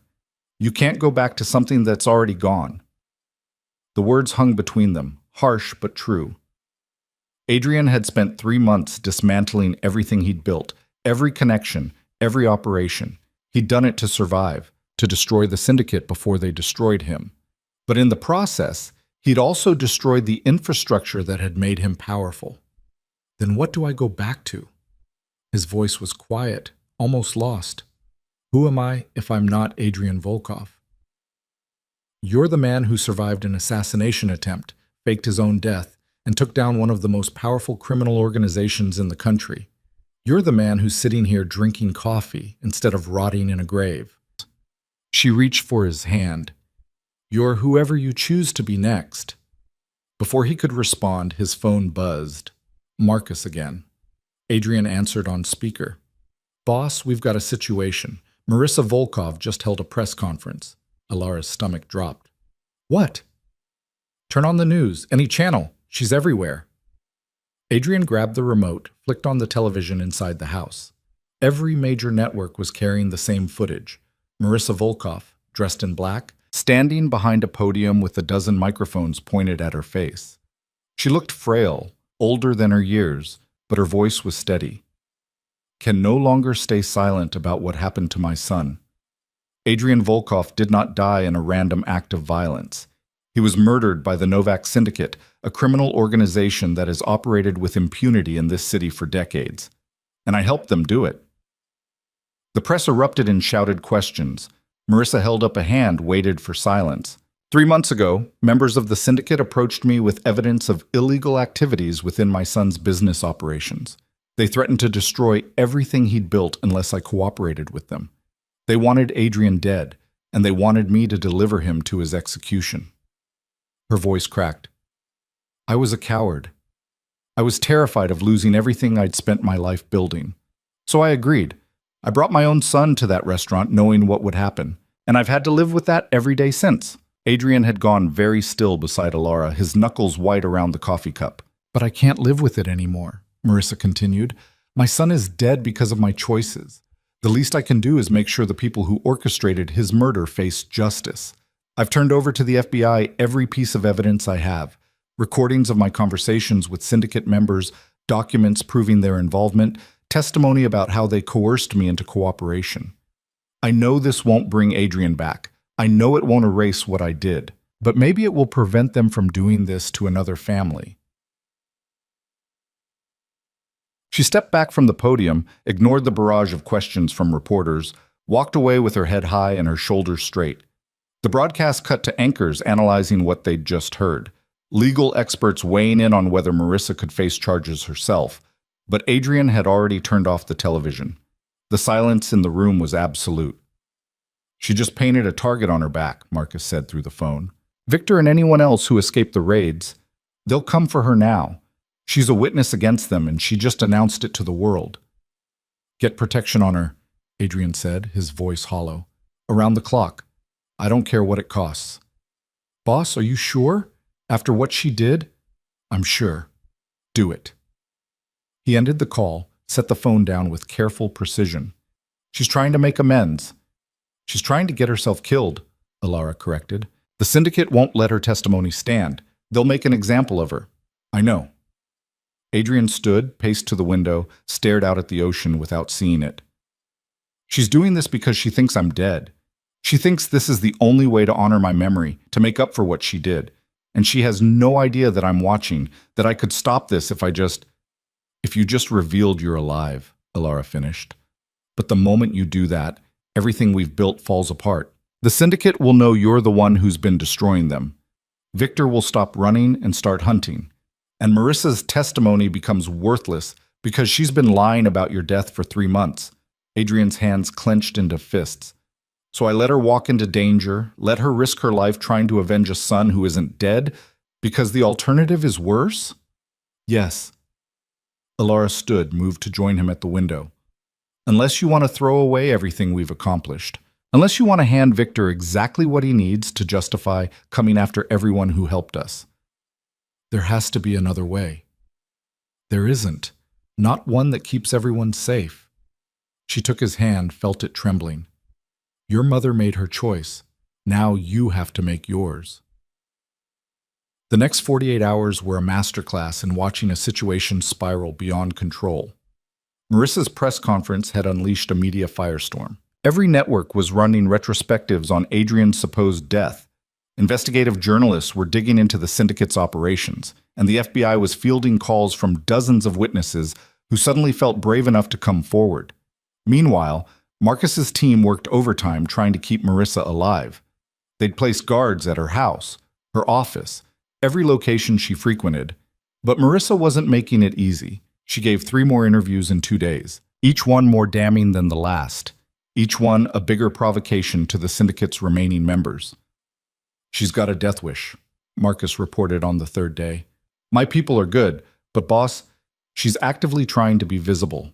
It's like she wants them to come for her. Adrian listened to this from the coast house, his expression unreadable. He'd barely left the deck in 3 days, spending hours staring at the ocean like it held answers he couldn't find anywhere else. Maybe she does, Alara said when Marcus hung up. Maybe she thinks dying for your memory is the only way to balance the scales. That's insane. Is it? You won't forgive her. You won't even acknowledge she's trying to make amends. From her perspective, what else does she have to live for? Adrian turned to her, anger flashing in his eyes. So this is my fault now. She tried to have me killed, but I'm the bad guy because I won't absolve her? I'm not saying that. I'm saying people do desperate things when they can't live with their guilt, and your mother is drowning in it. They stared at each other, the tension thick enough to cut. Then Adrian's phone rang again. Not Marcus this time, a number he didn't recognize. He answered it anyway. Yes? Adrian Volkov. The voice was male, accented, unfamiliar. Or should I say the ghost of Adrian Volkov? Every muscle in Adrian's body went rigid. Who is this? Someone who knows you're alive. Someone who's been watching your mother throw herself on her sword for the past 3 days, wondering when you'd get tired of the performance and step in. A pause. My name is Dmitry Orlov. Perhaps you've heard of me? Alara saw Adrian's face go pale. She mouthed the name, confused, but Adrian was already putting the phone on speaker. I know who you are, Adrian said carefully. Your syndicate leadership, Eastern European operations. Was syndicate leadership, Dmitry corrected, until your little campaign destroyed everything we built. I lost 17 operations, 300 million in assets, and a decade of careful networking because of you. So yes, I know you're alive. And I know you're the one who's been burning us down. If you know that, why are you calling instead of sending people to kill me? Dmitry laughed, a sound without humor. Because I'm a businessman, Mr. Volkov, and right now you and I have a common problem named Viktor Petrov. Adrian's eyes met Alara's. She could see him calculating, trying to figure out the angle. I'm listening. Victor is old guard. He believes in revenge, in blood for blood. He wants you dead, not because it's good business, but because you embarrassed him, made him look weak. Dmitry's voice hardened. But he's also reckless. His obsession with you is drawing federal attention to all of us. Every operation he touches, every move he makes trying to find you, it compromises what's left of our organization. So you want me to kill him for you. I want to propose a trade. You eliminate Victor permanently. In return, I ensure the remaining syndicate members leave you, your wife, and your mother alone. Complete amnesty. You go your way, we go ours. Why would I trust you? Because I'm offering you something Victor never will. An end to this. Right now, you're looking over your shoulder for the rest of your life. Every car that follows you too long, every stranger who looks twice, every phone call from an unknown number. That's no way to live, Mr. Volkov. I'm offering you peace. Adrian was quiet for a long moment. And what's to stop you from coming after me once Victor's dead? Nothing, except that I'm smart enough to know you've got insurance, evidence, leverage, people positioned to hurt us if anything happens to you. Victor's too angry to think about that.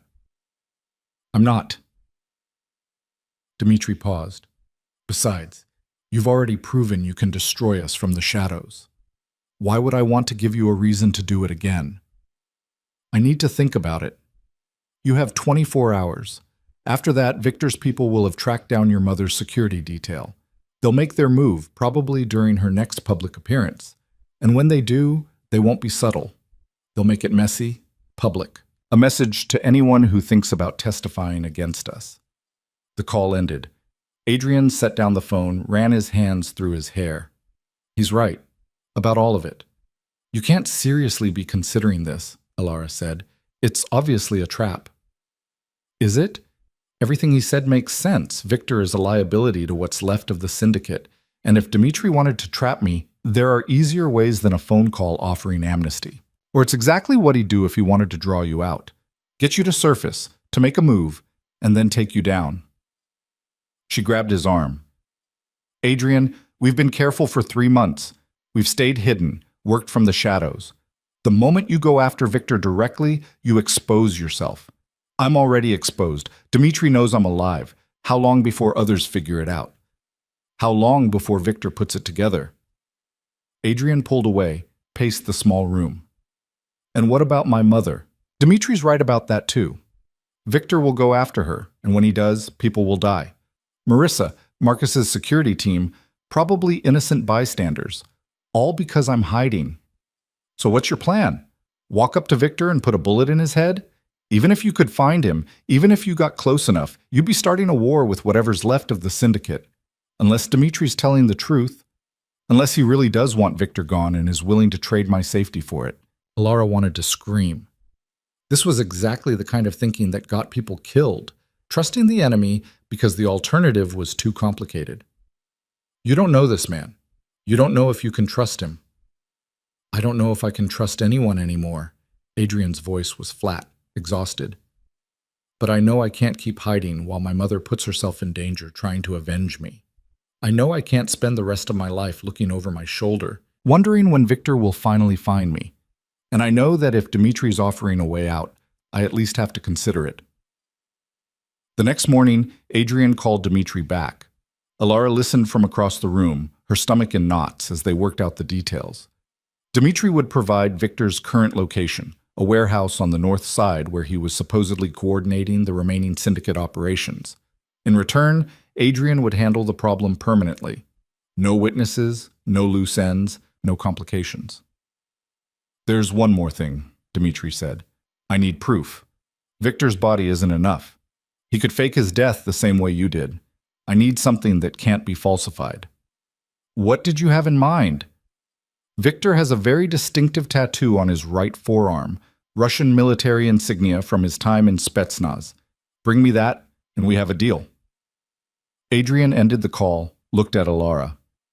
I know what you're going to say. Do you? Because I'm pretty sure you don't. She crossed the room, got in his face. This is suicide. Even if Dmitri's location is accurate, even if Victor's really there, you'll be walking into a defended position with no backup and no exit strategy. You'll get yourself killed, and for what? A promise from a man who has every reason to want you dead? I'll have backup. Marcus and his team, who are currently protecting your mother because you ordered them to. You pull them off her, and Victor hits her instead. You can't be in two places at once, Adrian. He grabbed her shoulders, and for the first time since the night at the restaurant, she saw real fear in his eyes. Then help me figure this out. Because I can't keep living like this. I can't keep being dead. Alara took a breath, forced herself to think past the emotion, past the fear. Okay. If we're doing this, and I'm not saying we should, but if we're doing this, we do it smart. We don't trust Dimitri's intelligence. We verify it ourselves first. We don't go in without backup, and we don't assume this is a simple assassination. We plan for every contingency, every way this could go wrong. Agreed? And we tell Marcus, no secrets, no surprises. He deserves to know what we're planning. Adrian nodded. Call him. Marcus's reaction to the plan was exactly what Alara expected. This is the worst idea you've ever had, and that's saying something considering you faked your own death. Noted, Adrian said. Now tell me how to make it work. Over the next 12 hours, they built a plan that was slightly less suicidal than Adrian's original impulse. Marcus would keep half his team on Marissa, but pull the other half to provide backup for Adrian's operation. They'd do reconnaissance on the warehouse Dimitri had identified, verify Victor was actually there, map the security, identify escape routes. Meanwhile, Alara would stay at the coast house, monitoring communications, ready to call in additional support if things went sideways. She hated that part, staying behind while Adrian walked into danger, but someone needed to maintain operational oversight, and she was the only one Adrian trusted completely. I don't like being the one who sits and waits, she told him the night before the operation. I don't like the idea of you anywhere near a firefight, he countered. So we're both unhappy. At least we're consistent. This isn't funny. I know. He pulled her close, held her tight. If something goes wrong, nothing's going wrong. You're going to verify Victor's there. You're going to handle it, and you're going to come back. That's the plan. Alara, that's the plan, she repeated, her voice fierce. You don't get to do the noble sacrifice thing. You don't get to tell me goodbye like you're not coming back. We're past that. He kissed her, hard and desperate, like a man trying to memorize the moment. When he pulled back, his eyes were wet. I love you. In case I haven't said it enough. You haven't, but you can make up for it when you get back. The warehouse was exactly where Dimitri said it would be, a sprawling industrial complex on the north edge of the city that had seen better days. Marcus's advance team confirmed Victor's presence. They'd gotten eyes on him through a second-story window, directing operations, very much alive and very much in charge of what remained of the syndicate's local operations. Security is heavy but not impossible, Marcus reported over the encrypted channel. 12 guys we've counted, probably more inside. Victor's got an office on the second floor, southeast corner. Only one entrance to that floor, easy to defend, but also easy to trap someone in if this goes wrong. Escape routes? Adrian asked. He was wearing tactical gear, armed like he was going to war, which Alara supposed he was. Fire escape on the north side, loading dock in the back. But boss, if they lock this place down, you're looking at a siege situation. My guys can provide suppressing fire from outside, but we can't get you out if you're pinned. Understood. What about Dimitri's people? No sign of them. Either they're really good at hiding or Dimitri's full of it and this is a setup. Adrian checked his watch. Midnight. The operation was scheduled for 12:30, when the warehouse would theoretically be at minimum staffing. Alara, you reading me? Back at the coast house, Alara adjusted her headset. I've got you. All channels clear. Backup teams standing by. Adrian, you don't have to do this. Yeah, I do. She heard him take a breath. Okay, Marcus, deploy your team. Let's finish this. The next 20 minutes were the longest of Alara's life. She watched through the surveillance feeds Marcus's team had set up, listened to the terse communications as Adrian and 3 of Marcus's best moved into the warehouse. They cleared the first floor room by room, took down 2 guards with suppressed weapons, moved like ghosts through a building that should have been impenetrable. Then they reached the stairs to the second floor, and everything went wrong. The explosion ripped through the stairwell, the sound like thunder even through the surveillance feed. Alara screamed Adrian's name, heard nothing but static in response. On the screens, smoke and debris filled the camera frame, making it impossible to see what had happened. Marcus, report! She shouted into the comms. We've got a man down. No, 2 down. Boss is static. Trapped on the second floor. The stairs are gone, completely destroyed, and we've got reinforcements pouring in from the back entrance. This was a setup. Alara's hands shook as she tried to coordinate, tried to think past the panic. Can you get to him? Not without going through 30 armed men. Alara, we need to pull back. You pull back and you leave him to die.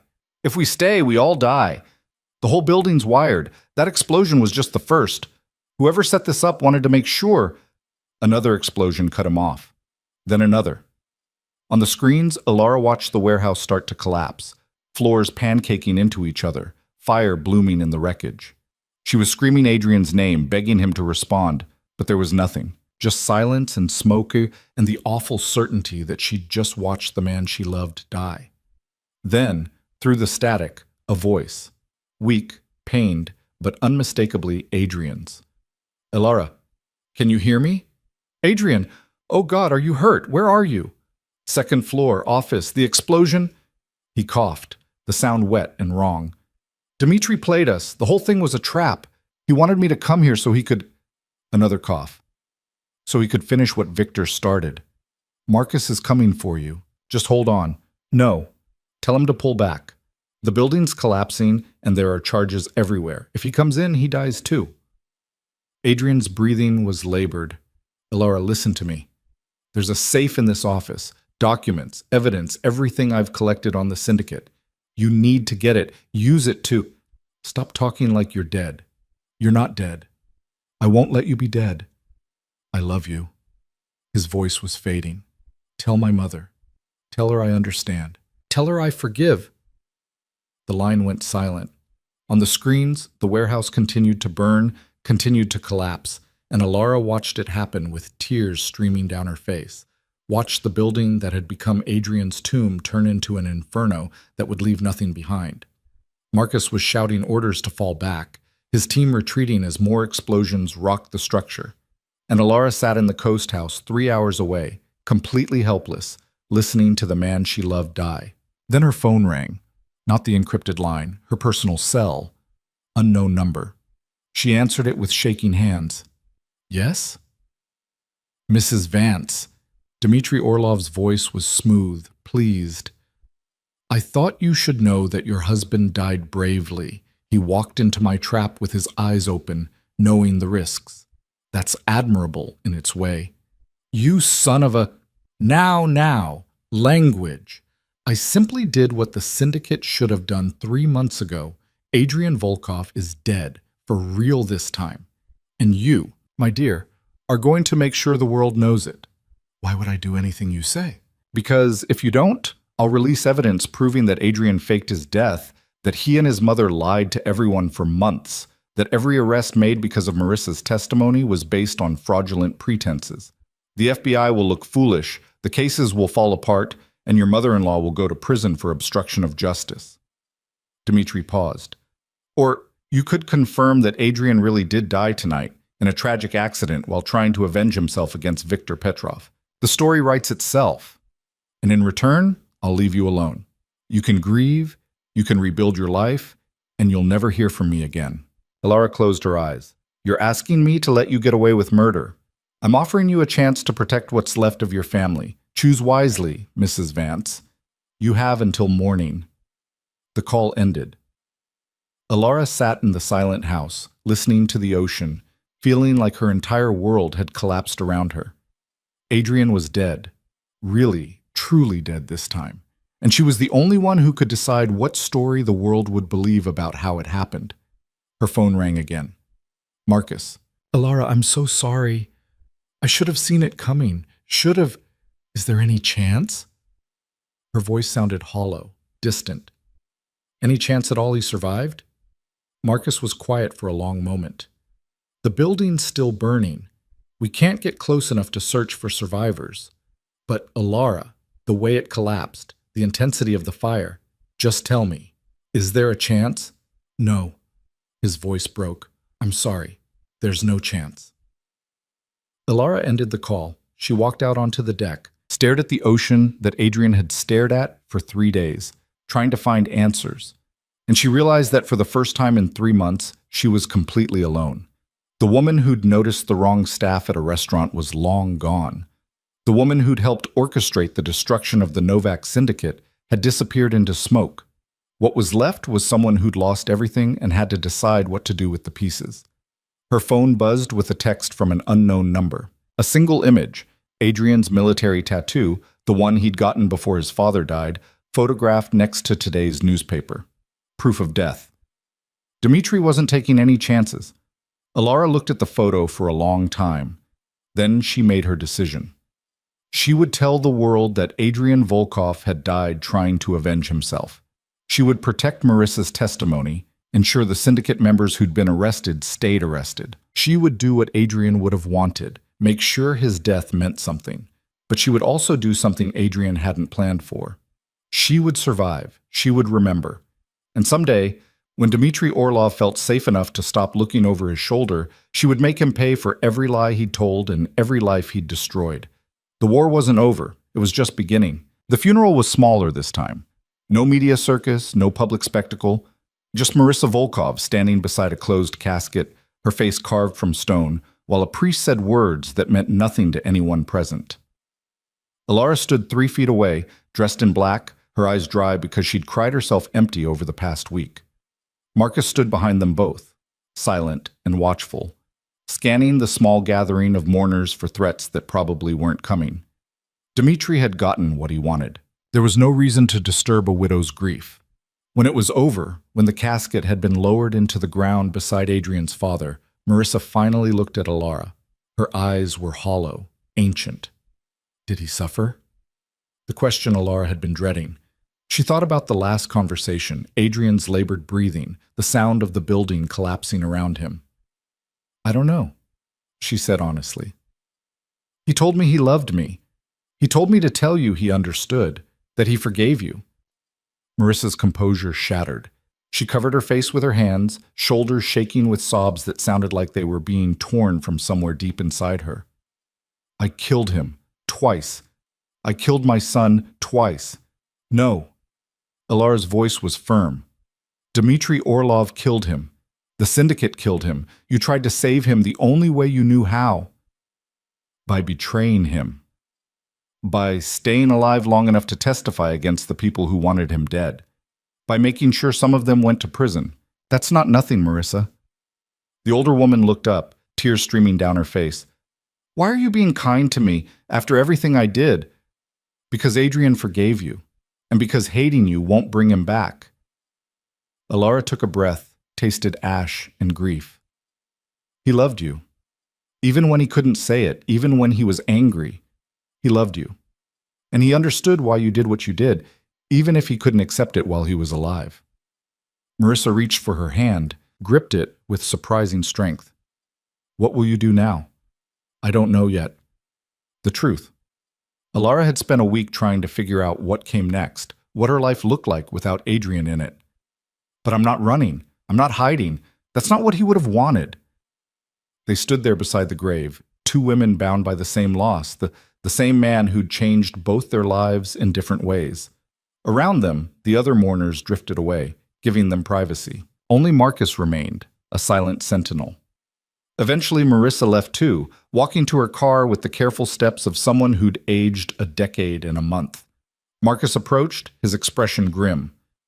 We need to talk, not here. They met at a coffee shop 3 blocks from the cemetery, a generic chain place where nobody would recognize them or care.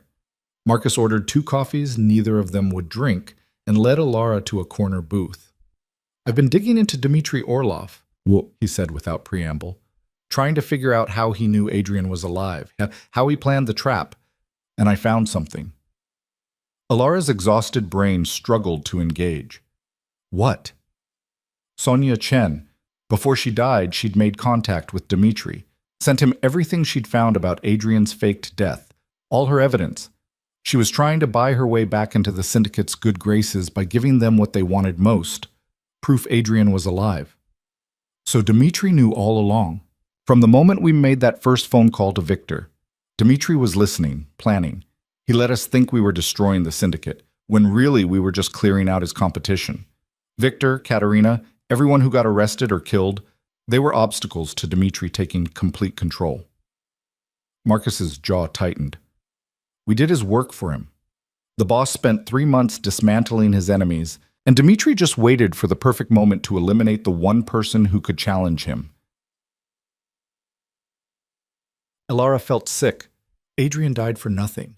Adrian died because he trusted the wrong person, because he wanted his life back badly enough to believe a lie. Marcus leaned forward. But Elara, there's something else. Something the boss set up before he died that he never told anyone about. Not even you. What are you talking about? Marcus pulled out a tablet, opened a secure email. I found this in the boss's encrypted files. It's dated the day before the warehouse operation. Instructions to be carried out only if he died. Elara read the email, her heart pounding.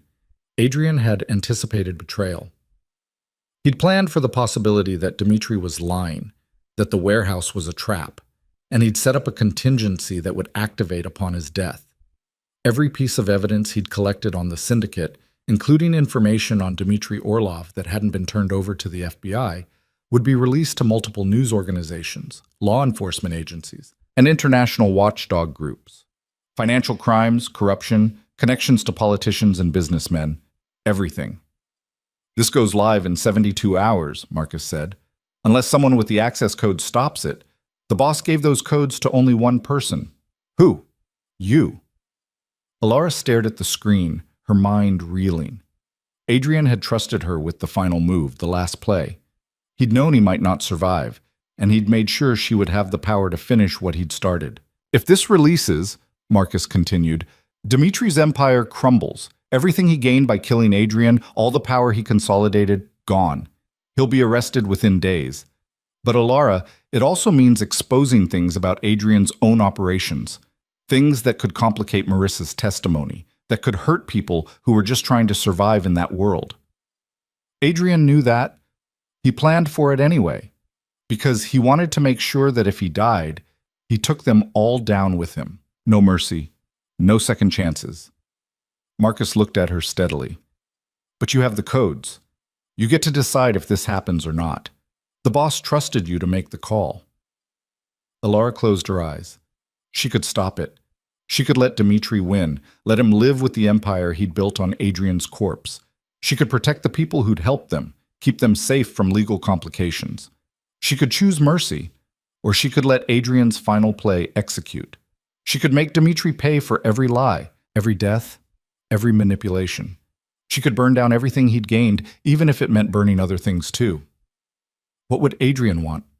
She asked. Marcus didn't hesitate. He'd want you to destroy them all, every last one, no matter the cost. That's not what I asked. I asked what he'd want, not what he'd do.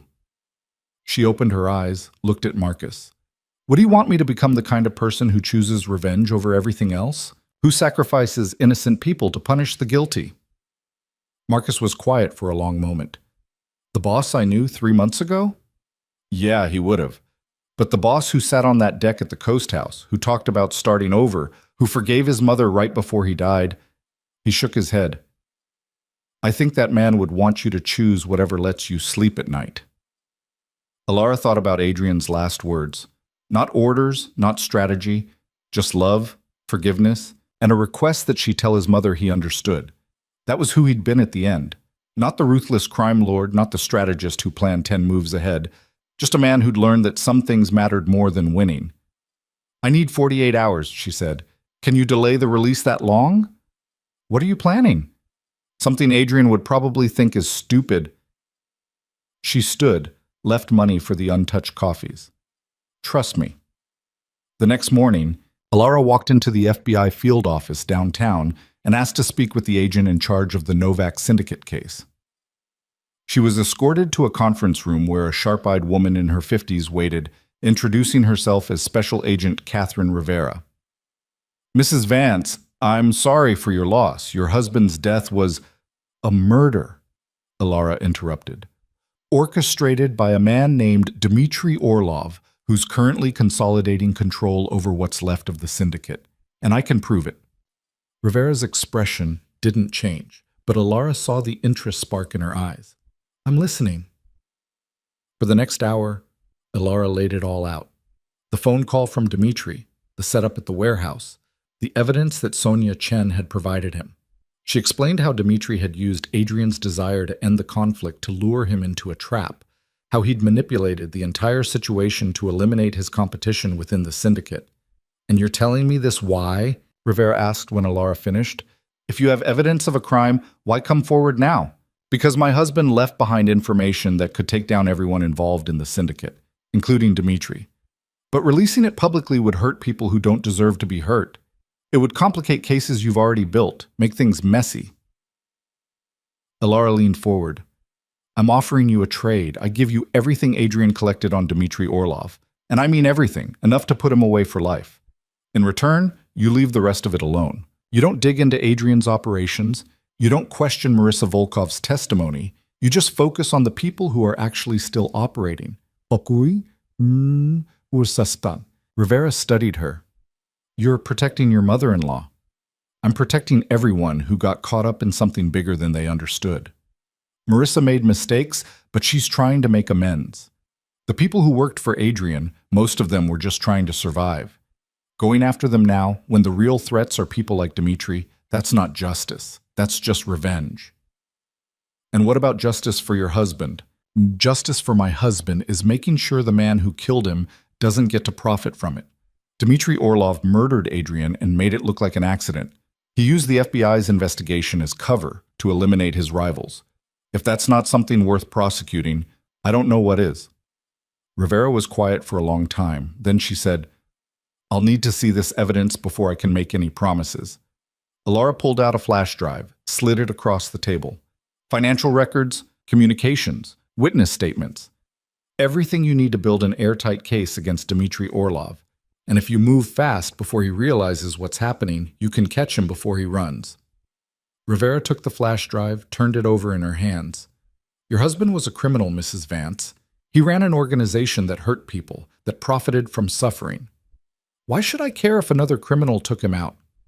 Because it matters who we hold accountable and why. Because choosing to punish the powerful instead of just the convenient is what separates justice from revenge." Alara stood. "Adrian was a lot of things. Some of them were terrible. But he died trying to end a war that had already cost too many lives. Dmitri killed him to start a new one. Those things aren't the same." She left the FBI office not knowing if Rivera would take the deal, not knowing if anything she'd said had made a difference. But she'd made her choice. She'd chosen the path that protected people instead of punishing them, the path that Adrian had pointed to with his last words about forgiveness. The evidence release deadline came and went without action. Alara had used Adrian's codes to stop it, to lock away the information that would have destroyed Dmitri but also hurt everyone else. Instead, she'd gambled on the FBI, on Agent Rivera's sense of justice. For 3 days, nothing happened. Alara stayed at the Coast House, alone with her grief, wondering if she'd made the right choice or just given Dmitri exactly what he wanted. Then Marcus called. "Turn on the news. Any channel." Alara grabbed the remote, flicked on the television. Every network was covering the same story: simultaneous FBI raids on Dmitry Orlov's operations across 3 states. Arrests, seizures, frozen assets. The anchor was calling it the final chapter in the Novak syndicate investigation, the capture of the organization's last remaining leader. On screen, Dmitry was being led out of a building in handcuffs, his usual composed expression cracked by genuine fear. Federal agents swarmed around him, carrying boxes of evidence, loading vehicles with seized property. "They got him," Marcus said, something like wonder in his voice. "Agent Rivera used everything you gave her. She coordinated with international agencies, got warrants executed in 4 countries simultaneously. Dmitry's done. Completely done." Alara watched the man who'd killed Adrian being pushed into a federal vehicle, watched his empire collapse in real time. She waited to feel satisfaction, triumph, vindication. Instead, she just felt tired. "What about Victor?" she asked. "Found dead in a hotel room in Budapest yesterday. Single gunshot to the head. Dmitry probably ordered it before he got arrested, tying up loose ends." Marcus paused. "It's over, Alara. The syndicate's finished. For real this time." After Marcus hung up, Alara sat in the quiet house listening to the ocean, thinking about everything that had happened since that night at the restaurant 4 months ago. She'd started this as someone who noticed things, who saw what others missed. She'd ended it as someone who'd helped destroy a criminal empire, who'd lost the man she loved, and who'd chosen mercy when revenge would have been easier. Adrian would have been proud of her, or disappointed, probably both. Her phone rang. Marissa. "I saw the news," the older woman said. "They arrested Dmitry Orlov. Was that... Did you..." "I gave the FBI what they needed to build their case. The rest was up to them." Alara walked out onto the deck, felt the salt air on her face. "It's over, Marissa. All of it." "What will you do now?" The question everyone kept asking. Alara looked out at the endless ocean, thought about the life she'd built with Adrian, the person she'd become in his world. She could stay in that world, use the skills she'd learned, the connections she'd made, or she could walk away, try to find whoever she'd been before all this. "I'm going to disappear, she said finally. "Not because I'm hiding, but because I want to. I want to be someone who isn't defined by what happened, who gets to choose what comes next." "That sounds lonely." "Maybe. But Adrian taught me that sometimes the bravest thing you can do is start over. He did it when he faked his death. I'm doing it now that he's really gone." Alara paused. "What about you? Will you be okay?" Marissa's laugh was bitter. "I spent my whole life building an empire. Now it's gone. My son is gone, and all I have left is the truth of what I did. I'll never be okay, but I'll survive. That's what we do, isn't it? We survive." They said goodbye without making plans to stay in touch. Some relationships were forged in fire and couldn't exist outside of it.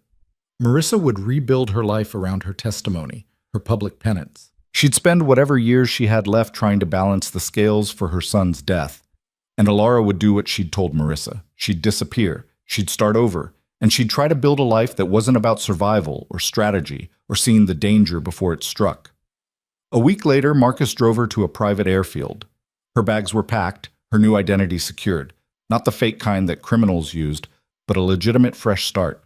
She was leaving the country, heading somewhere warm where nobody knew her name or her history. "You sure about this?"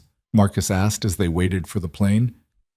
"The boss left you money, enough to never work again. You could stay, rebuild." "Rebuild what? Adrian's empire is gone, the syndicate's gone. There's nothing left to rebuild." She looked at him, this man who'd been loyal to Adrian until the end and had extended that loyalty to her. "What about you? What comes next?" "I've got offers, security work mostly. Boring compared to what we did, but boring sounds good right now."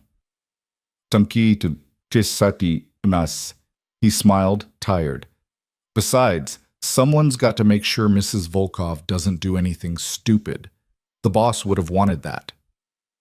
They stood in silence for a moment, watching the plane being prepped. Then Marcus said, "He loved you, in case there's any doubt. The boss had walls around his heart that most people never got past. But you got all the way through. That meant something." "I know." Alara's voice was thick.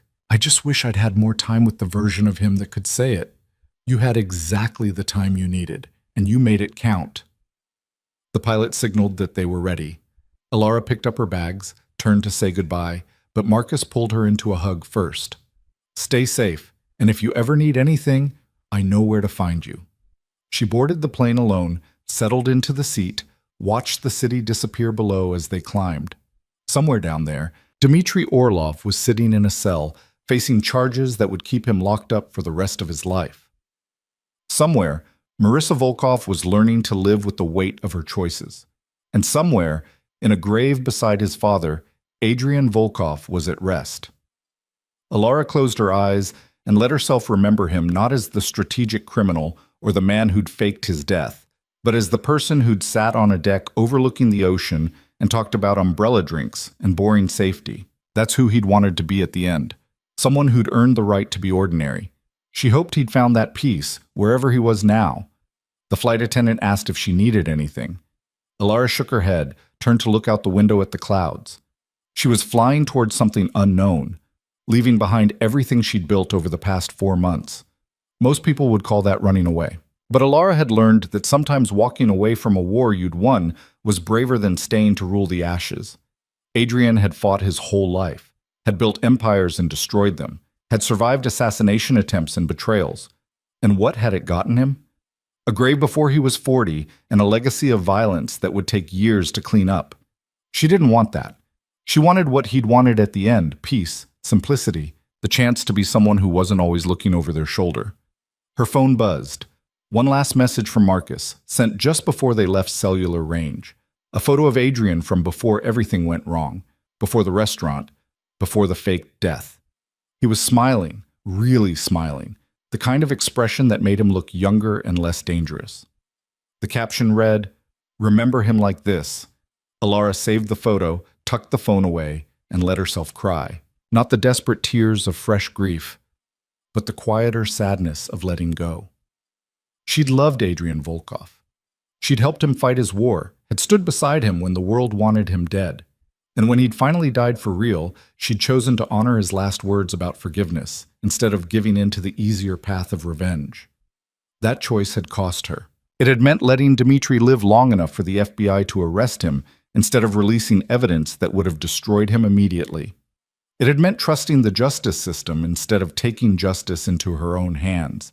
It had meant being the kind of person who chose mercy when fury would have felt so much more satisfying. But it had also meant she could walk away with a clear conscience. She hadn't become the monster Adrian's world tried to make everyone into. She'd stayed human, stayed someone who believed that how you won mattered as much as whether you won. The plane leveled off at cruising altitude. The flight attendant returned with a drink Alara hadn't ordered. Whiskey, neat, the way Adrian used to drink it. She looked at the woman, confused. "Compliments of Mr. Marcus, eh?" the attendant explained. "He called ahead, said you'd understand." Alara understood.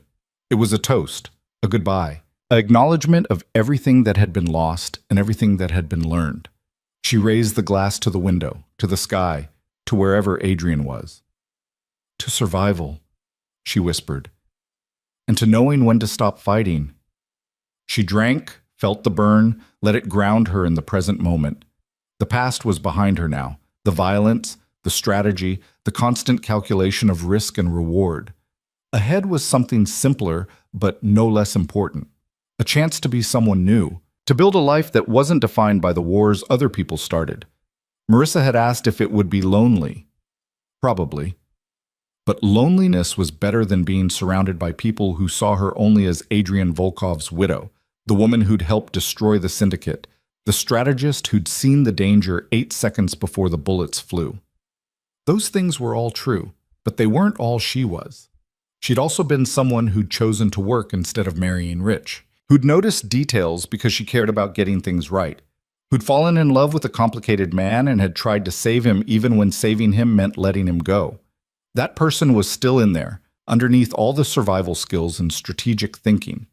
That person deserved a chance to exist without constant threat, without having to notice the wrong staff or the wrong table or the setup she'd see coming.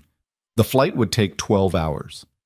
Alara reclined her seat, pulled out the book she'd brought, something light and meaningless, deliberately chosen because she was done with heavy for a while. She read 3 pages before her eyes drifted closed, exhaustion finally catching up with her. She dreamed of the restaurant, of that first night when everything had gone wrong. But in the dream, she noticed the danger, and instead of writing a note, she simply stood up and walked out. Adrian followed her without question, Marissa behind him, and they all just left. The gunman burst in to find empty chairs, and the whole trap collapsed because its targets had refused to participate. When Alara woke, the dream faded, but the feeling remained. The understanding that sometimes the smartest move wasn't to outthink your enemies, but to refuse to play their game at all. Adrian had spent his whole life playing, matching move for move, always trying to be 3 steps ahead. And it had killed him. She wouldn't make the same mistake. The plane began its descent as the sun rose over a new city, a new country, a new life. Alara gathered her things, checked her reflection in the small mirror, saw a woman who looked tired but not broken, scarred but not destroyed, changed but not lost. When the wheels touched down, she took a breath and made herself a promise. She would honor Adrian's memory not by continuing his war or seeking revenge on everyone who'd hurt him, but by living the kind of life he'd wanted at the end. Peaceful, simple, free from the constant calculation of threat and response. She would notice things because she wanted to, not because her survival depended on it. She would build relationships based on trust instead of strategy. She would allow herself to be ordinary, unremarkable, the kind of person who could walk past a restaurant with the wrong staff and just think it was an off night instead of a death trap. That was the gift Adrian had given her with his last words about forgiveness. He'd shown her that holding on to anger, onto the need for revenge, onto the endless cycle of violence, that was the real prison. Letting go was freedom. Walking through the airport in a country where she'd never been, where nobody knew her name or her story, Alara felt something she hadn't felt in months. Hope. Not the desperate hope of someone trying to survive, but the quiet hope of someone who believed better days were possible. She stepped out into the tropical heat, hailed a taxi to the small apartment she'd rented sight unseen, and began the process of becoming whoever she would be next. It wouldn't be easy. Grief didn't work on a schedule, and there would be days when she'd wake up reaching for Adrian only to remember he was gone. There would be moments when she'd see something that would make her want to call Marcus, to check in, to make sure Marissa was okay. But those moments would get easier. The sharp edges of loss would soften into something she could carry without it cutting her every time she breathed. And eventually she'd build something new from the pieces of who she'd been and who she'd become. The apartment was small but clean, with a balcony that overlooked the ocean. Different ocean, different view, but the sound of the waves was the same. Alara stood there her first evening, watching the sunset paint the water orange and gold, and felt Adrian's presence not as a ghost, but as a memory that could coexist with moving forward. "I did it," she said to the wind, to the water, to the man who wasn't there to hear it. "I finished it. I protected your mother. I made Dimitri pay. And I chose mercy when revenge would have been easier. I hope that's what you would have wanted. I hope you'd be proud." The ocean didn't answer, but Alara didn't need it to. She knew in her bones that she'd made the right choices, even when they'd been hard, even when they'd cost her the satisfaction of watching Adrian's enemies burn. Because in the end, that's what separated her from people like Dimitri and Victor. They saw the world as something to conquer, something to control through force and fear. She saw it as something to survive, to navigate, to ultimately leave better than she'd found it. Adrian had taught her how to fight, but he'd also taught her, in those final moments, when to stop fighting. And that lesson was worth more than all the strategy and calculation in the world. Alara went inside, unpacked her bags, started the simple work of building a life. She enrolled in language classes, found a job that paid enough to live on, made friends who knew nothing about the Novak Syndicate or Adrian Volkov or the woman who'd helped bring down a criminal empire. She became, slowly and painfully, ordinary. And it was the greatest triumph of her life. 6 months after Adrian's death, Alara received a letter forwarded through Marcus. No return address, but she recognized Marissa's handwriting. Inside was a single page. "Alara, I don't know if you'll read this or if you even want to hear from me, but I wanted you to know that the trial concluded. Dmitry Orlov was sentenced to life in prison without possibility of parole. 37 other syndicate members received sentences ranging from 10 to 40 years. The organization Adrian spent his life building and 3 months destroying is truly finished now. The FBI agent you worked with, Rivera, told me that without your evidence, none of this would have been possible. She said you could have burned everything down but chose to build a case instead. That takes strength I'm not sure I possess. Adrian was right to love you. I hope wherever you are, you've found peace. You deserve it more than any of us." Alara folded the letter, put it in a box with the few mementos she'd kept. Adrian's photo, a pressed flower from the Coast House, a coin from their first date that felt like it had happened in another lifetime. She didn't need these things to remember, but having them felt important. They were proof that what she'd lived through was real, that the love and the loss and the choices had all mattered. She wrote back to Marissa, a short note saying she was well, that she hoped Marissa had found peace too, that forgiveness was a process and they were both doing their best. She didn't include a return address. Some connections were meant to exist in memory, not in ongoing correspondence. Life continued. Alara learned the new language, made friends with her neighbors, started dating someone who knew nothing about her past and didn't press when she said she wasn't ready to talk about it. She taught herself to sleep without checking the locks 3 times, to walk past strangers without cataloging potential threats, To exist in the world without the constant vigilance that had kept her alive but had also kept her from really living. It was hard. Some days it felt impossible. But she did it anyway, because that's what survivors did. They survived, and then they learned to do more than just survive.